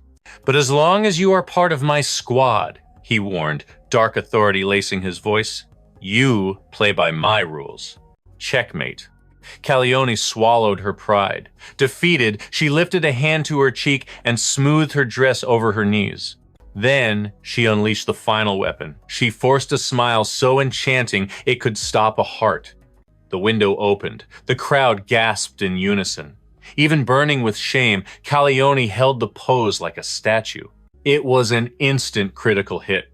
Every man in the city began cheering her name like a goddess descending. Calione blinked. Instead of mockery, she was met with adoration. For the first time, the Iron Commander was stunned by the warmth of the people. Meanwhile, in a nearby estate, Roland addressed her servants, eyes sharp with anticipation. A guest of the highest caliber is approaching. She bit her lip in frustration. I hate that I cannot welcome him at the Rose Palace. Listen well. This man ranks higher than the Emperor. He is far above any demon lord. I am entrusting you all with my honor today. Chefs, cook as if your lives depend on the flavor. Maids, I want this place shining brighter than my own throne room. An attendant burst in, breathless. Lady Roland, he is here! Roland spun around, clapping her hands. Everyone, battle stations! This is the most pivotal day of my existence! Internally, her heart raced. Watch me, my Lord Kymar. Everything I do is for you. Roland. Her voice was a melody that enslaved men's hearts. She was the envy of demonkind, but beneath the silken smiles lay a labyrinth of complexity. She didn't use swords, she used words. Diplomacy was her blade, and she had carved Roserant into a superpower. The world knew her as the Jewel of Roserant. But behind the glamour, there lay a secret history that the history books had never seen, and the truth was about to unfold. Long ago, she laid her soul bare before Kymar, confessing he was the only one who could truly unlock her heart. Believing her devotion was eternal, she pleaded with him to accept her feelings. But fate intervened in the form of young Calione, who suddenly broke the tension with an innocent question to her father. Who is this beautiful lady? Her father's reply was brief and distant, simply introducing her as a colleague. The little girl then offered Roland a precious gift, boasting that she had baked it herself with her uncle. Since you are so pretty, Calione chirped, I want you to have the very best cookies I made. In that fleeting moment, the truth of Kymar's rejection pierced Roland's heart. There was no room for her, for his heart was already completely devoted to another, his daughter. Swallowing her sorrow, she turned to the young Princess Calione with a request. She asked if the child would grant her the honor of naming a castle she intended to build one day. It would mean the world to me if Lady Calione bestowed a name upon my future home. Enchanted by Roland's dazzling beauty, the princess softly whispered, "The Palace of Roses." Roland cherished that name, and true to her vow, she later erected a magnificent fortress bearing the title the princess had chosen. Returning to the present, the long-awaited reunion between Roland and Calione finally took place. Since Lord Kymar is no longer of this world, she began, her voice trembling, my sole duty became finding his only blood, his daughter. With those words, she sank into a graceful kneel before the princess. Calione was visibly moved by the extravagant welcome prepared in her honor. Ah, if only we were standing within the Palace of Roses, Roland sighed with deep regret. I could have served a feast worthy of legends. But Calione gently assured her that the warmth before her was more than she could have ever hoped for. Roland then turned her gaze to Lord Valor, offering her deepest gratitude for returning the princess everyone believed had perished. I heard rumors from that gossiping baron, she teased, that true valor often blooms in the most unexpected ways. She hinted at a strange destiny connecting them, but the protagonist swiftly steered the conversation away from romance. Roland let out a heavy sigh. I do love a tragic romance, but since you insist on being cold, she conceded, let us speak of war and business. The protagonist unveiled his true purpose, delivering a message from the Iron Elector, Philip. Relief washed over Roland hearing Philip survived, but she immediately demanded, take me to him. I must see him in person. Jaegu shook his head firmly. Regrettably, that is impossible. Philip is in no condition to receive guests right now. Fine, Roland snapped. Then give me the bottom line. The protagonist relayed the command. The prince cannot move in the light yet. Therefore, he has named Lord Valor as his absolute proxy, wielding full authority. He demands your aid, Roland, to reclaim the palace in the near future. Even if deception is required, the protagonist thought, I must secure Roland's loyalty. She is the key. Given that Margarita suffered the curse of the one who crawls in the grave, it is obvious Petsumet is backed by a great lord. Margarita alone lacks the power to crush him. I cannot directly slay one under a great lord's protection. That is why recruiting Roland is not an option, but a necessity. With her blade at my side, I can finally drag Petsumet down to hell. With that internal resolve, Jaegu finished delivering the message. Roland absorbed every word with sharp attention, but before agreeing, she declared, I have one non-negotiable condition.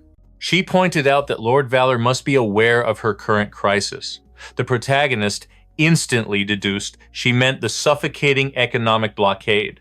Therefore, Roland pressed, if Lord Valor truly represents the Emperor's bloodline, His Majesty cannot turn a deaf ear to your words. Jaegu merely smirked, telling her to set her worries aside. The trap has already been sprung, he assured her. Meanwhile, chaos reigned in the imperial palace. A frantic servant begged for His Majesty's intervention, only to face a cold rejection. Emperor Franz IV waved him off. My deepest apologies, he said, claiming his heart had softened upon hearing the circumstances. The servant persisted, crying that an official order must be given to stop this madness.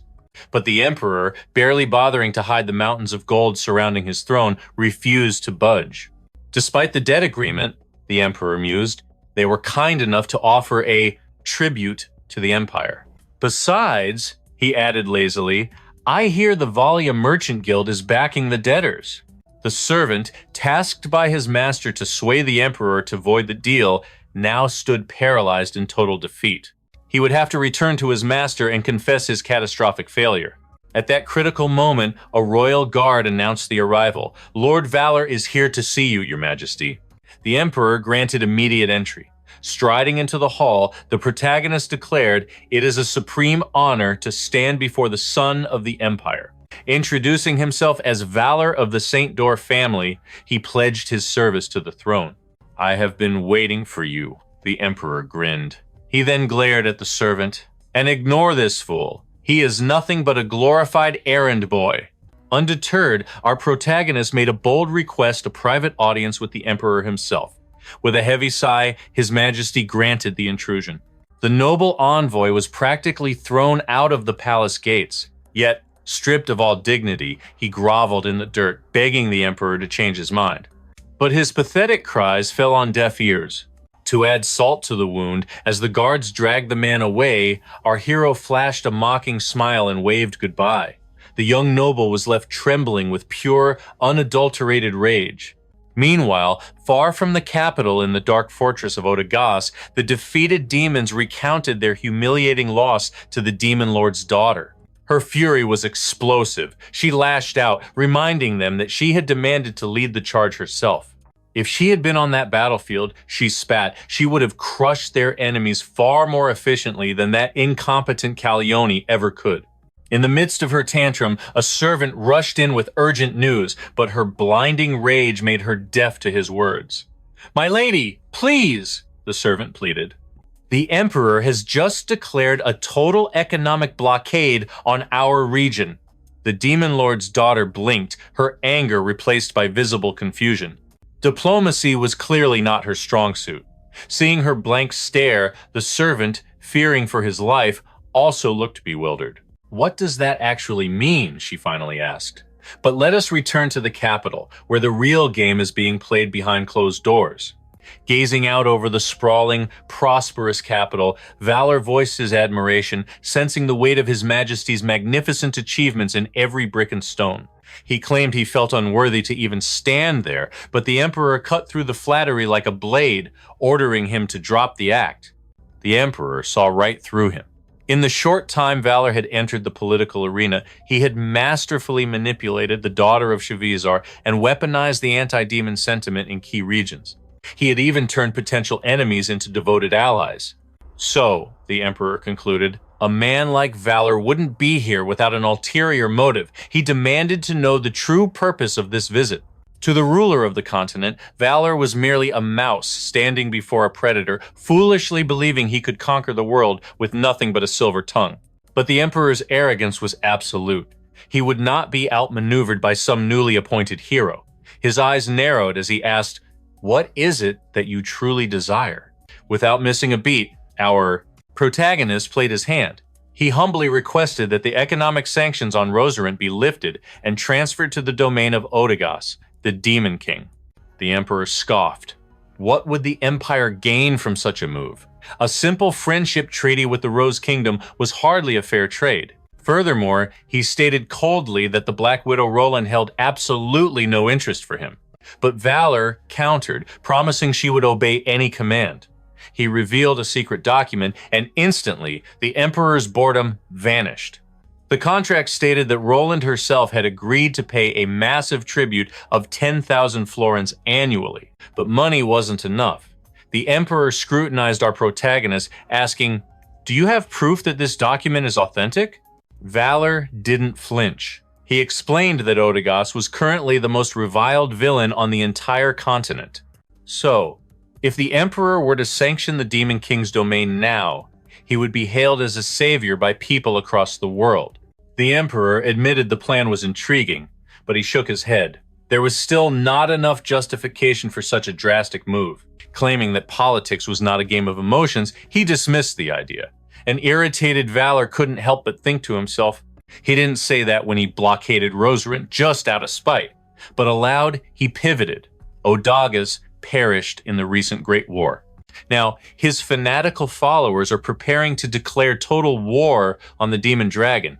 The seeds of conflict are sprouting, and your citizens live in terror.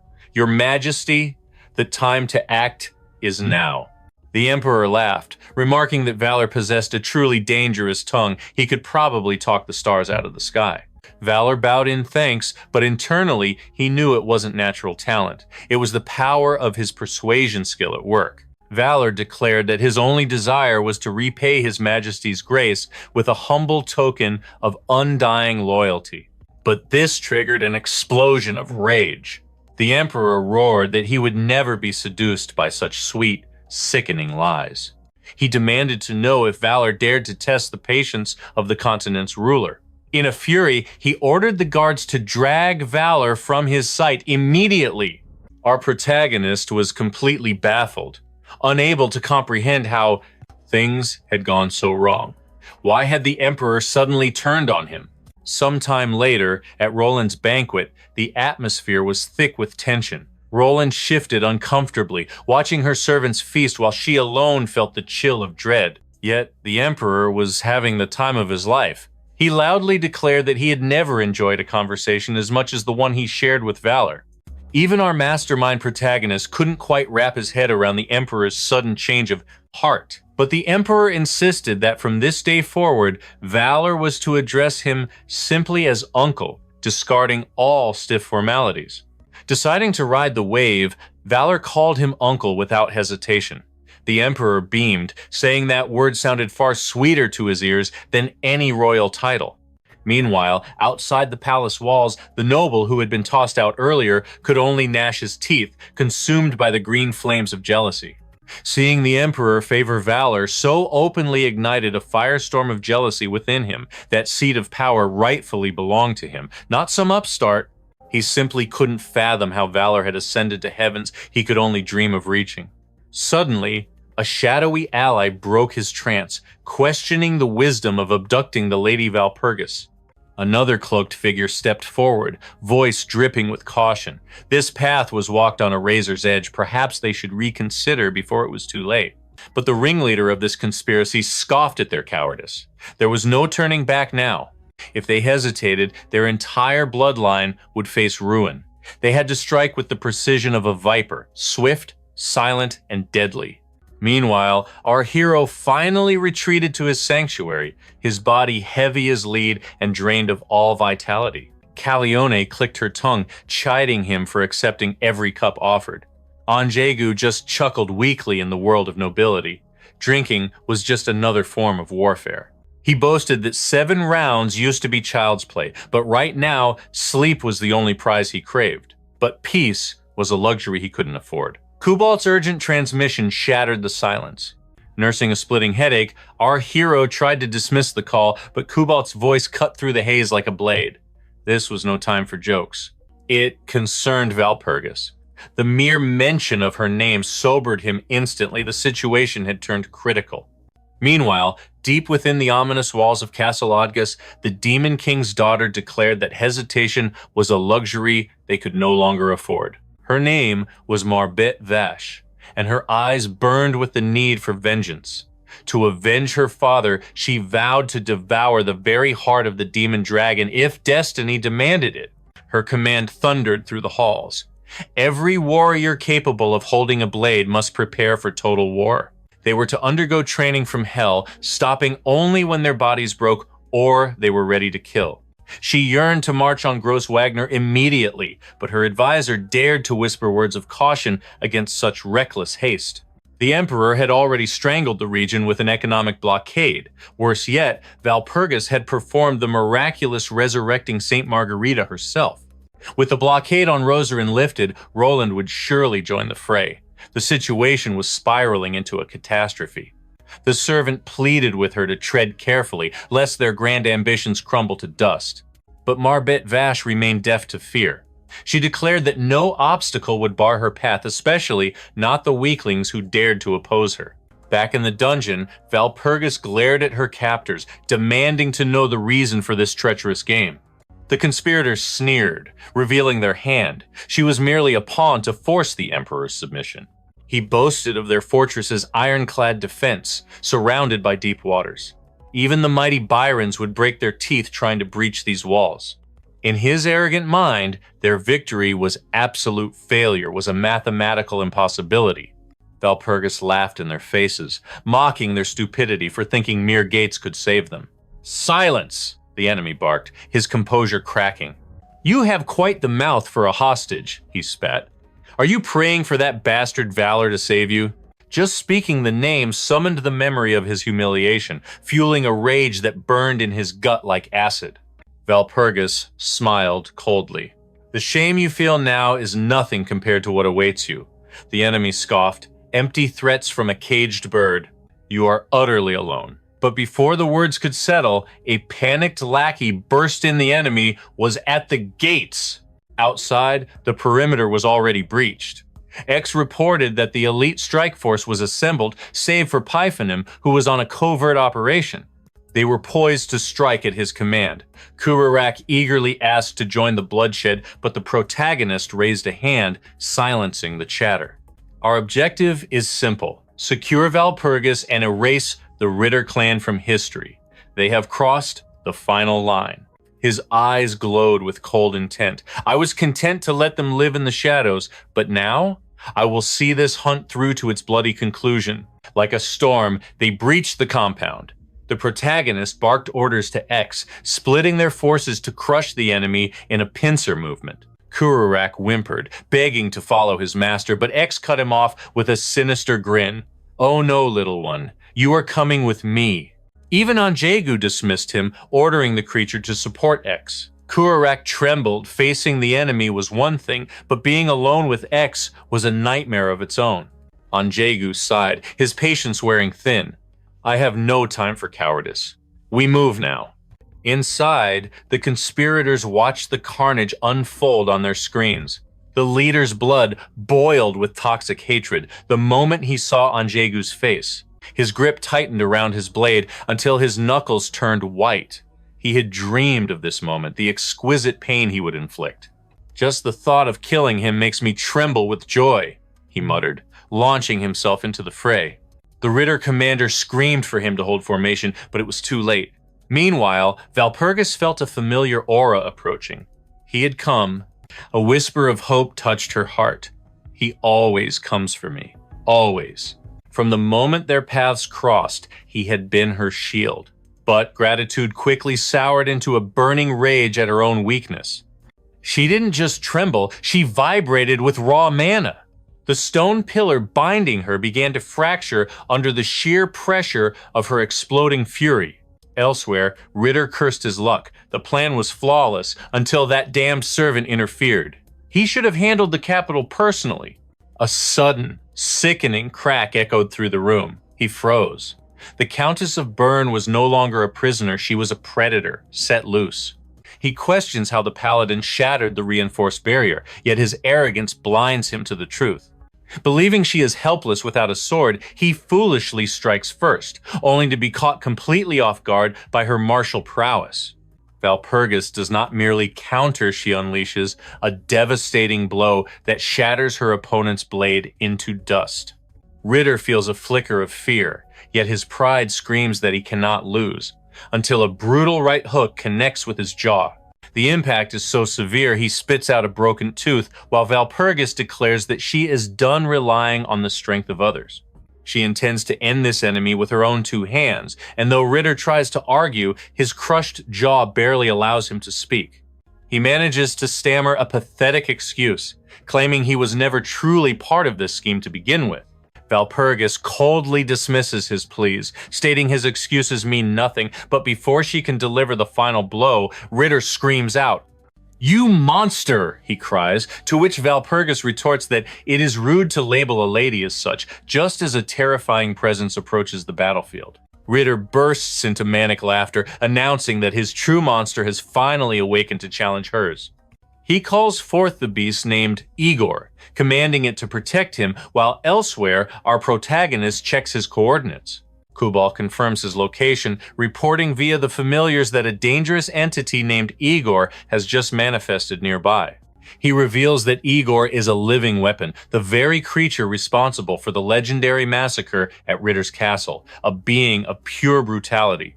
Ange furrows his brow, realizing that this dangerous variable was never part of the game's original storyline. Suddenly, a voice cries out a challenge, interrupting his train of thought. The protagonist thanks Kubal for the intel, but abruptly hangs up, needing to deal with the nuisance standing before him. The conspirator from the Ritter family growls about vengeance, but in his blind rage, he leaves his blind spot completely exposed. In a flash, a shadow summoned by the protagonist rises from the darkness and strikes the fool directly in the back of the head. The enemy collapses face first into the dirt, unconscious, prompting Ange to mutter what a complete waste of time this was. Knowing he must hurry, the scene shifts back to Igor, who launches a ferocious assault on the paladin using raw power. Valpurgis counters with superior speed and technique, sensing a strange familiarity in Igor's movements, and asks if he was the one who ambushed her. She steals her resolve, declaring that as a proud member of the Walpurgis convent, she cannot afford to underestimate this beast. However, upon hearing the name of the convent, Igor's eyes roll back as he flies into a berserker rage greater than before. Valpurgis is baffled by this sudden escalation, while Ritter gleefully explains that she just triggered the forbidden word. Igor harbors a deep, burning hatred for the Walpurgis convent, and now the Countess finds herself in a desperate situation. Meanwhile, elsewhere, Margaret Vaunch whines incessantly about the quality of the camp food and their living conditions. Her weary servant tries to explain their dire financial straits, noting that things will only improve if they manage to rescue Lord Vashkash. The situation is so catastrophic that they were forced to sell their ancestral castle just to survive the economic blockade. Margaret demands news of the army, and though told they received partial pay and medical care, she snaps back with disdain. She insists they should be training rather than resting, completely ignoring her servants' pleas regarding their basic human needs. She arrogantly claims their suffering is only happening because her father was too soft and spoiled the servants. The servant mutters that life was better under Lord Argash, causing Margaret to snap and demand a proper piece of meat immediately. The narrative then flashes back to a young, hopeful Igor standing before the gates of the Walpurgis convent. A nun looked down on him, judging his lack of physical strength, thinking he looked too weak to lift even a single weight. Although she admired his dedication, she bluntly told him his lack of power was a fatal flaw.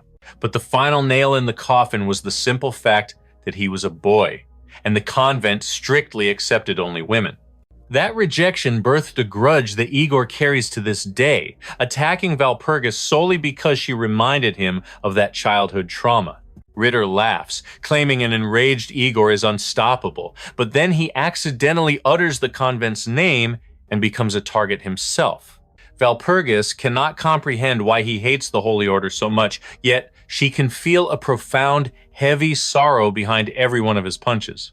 Realizing that evasion is no longer an option, she decides to meet his power head-on, their fists colliding in a shockwave. Valpurgis decides to stop dodging and counters, her fist clashing against his with bone-shattering force.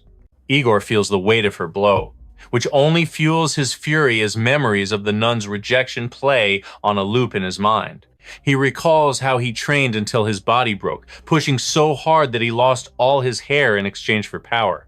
Though he bears the scars of his regimen, he achieved an invincible physique, a body of steel that commands respect. Valpurgis strikes his abdomen to no effect, but quickly pivots to smash his face, realizing that while his body is iron, his head remains a weak point. After knocking the giant unconscious, our hero declared that once Igor's fist regained its resolve, they would settle the score. However, as the ancient fortress began to quake, Pergu wondered if he had unleashed too much power during the duel. Back with the protagonist, the ground lurched violently beneath his feet, making him wonder if an earthquake had struck. Without warning, the ceiling gave way. Death rained from above, but his magic sword flashed like lightning, slicing the boulders to dust before they could crush him. Yet, the sheer weight of the falling debris had obliterated a massive section of the castle. His path was completely choked by rubble, but the protagonist grit his teeth. He didn't have a single second to waste on obstacles. Suddenly, Kubalt's voice cut through the chaos. Walpurgis was alive, but her location was rapidly becoming a death trap. He dispatched a familiar bat to guide the hero, urging him to save his friend and escape this tomb immediately.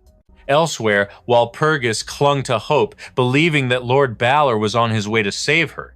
There were words left unsaid, feelings she had to confess. But in her moment of distraction, a massive stone plummeted toward her skull. Steel sang through the air. The protagonist arrived just in time, bisecting the rock. Her heart soared at the sight of her savior. Even amidst the crumbling ruins, a wave of relief washed over the protagonist as their eyes met. But then, she noticed a fallen enemy and asked for his identity. Kubalt's bat screeched in panic. There was no time for introductions. The foundations were groaning under the strain they had to run for their lives right now. Pergu couldn't believe his eyes. How could a giant fit in a pocket?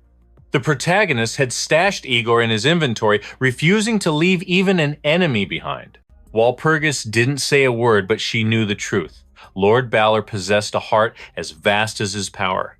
As they sprinted through the destruction, she shouted that she had a secret to reveal. He tried to hush her until they were safe, but the Countess insisted it couldn't wait. The truth spilled from her lips. Walpurgis was nothing but a fake identity. Her true name was Chartier. The hero smiled, calling it a beautiful name, but reality crashed back in. They were running out of time to escape. Balor realized the danger, but too late. A cascade of heavy rubble slammed directly into him. Chaos erupted as they were buried. The bat shrieked in horror, but a defiant voice rose from the dust. He wasn't dead yet. Although the ceiling had collapsed completely by a hair's breadth, both he and Walpurgis had evaded the Reaper's scythe. Realizing they were still alive, relief flooded their veins. Just then, X appeared, and the protagonist grinned. Talk about perfect timing! Wings unfurled as he launched into the air, reaching out desperately to grab Walpurgis's hand. X roared a warning, 5 seconds until total annihilation. He strained to pull her to safety, but she was struggling to close the gap. Time ran out, and the entire castle began to implode. A massive dust cloud swallowed the world, yet miraculously, they had all made it out in the nick of time. And that wasn't all. By entrusting him with her true name, the bond between them had shattered its limits. Her affection for him had skyrocketed.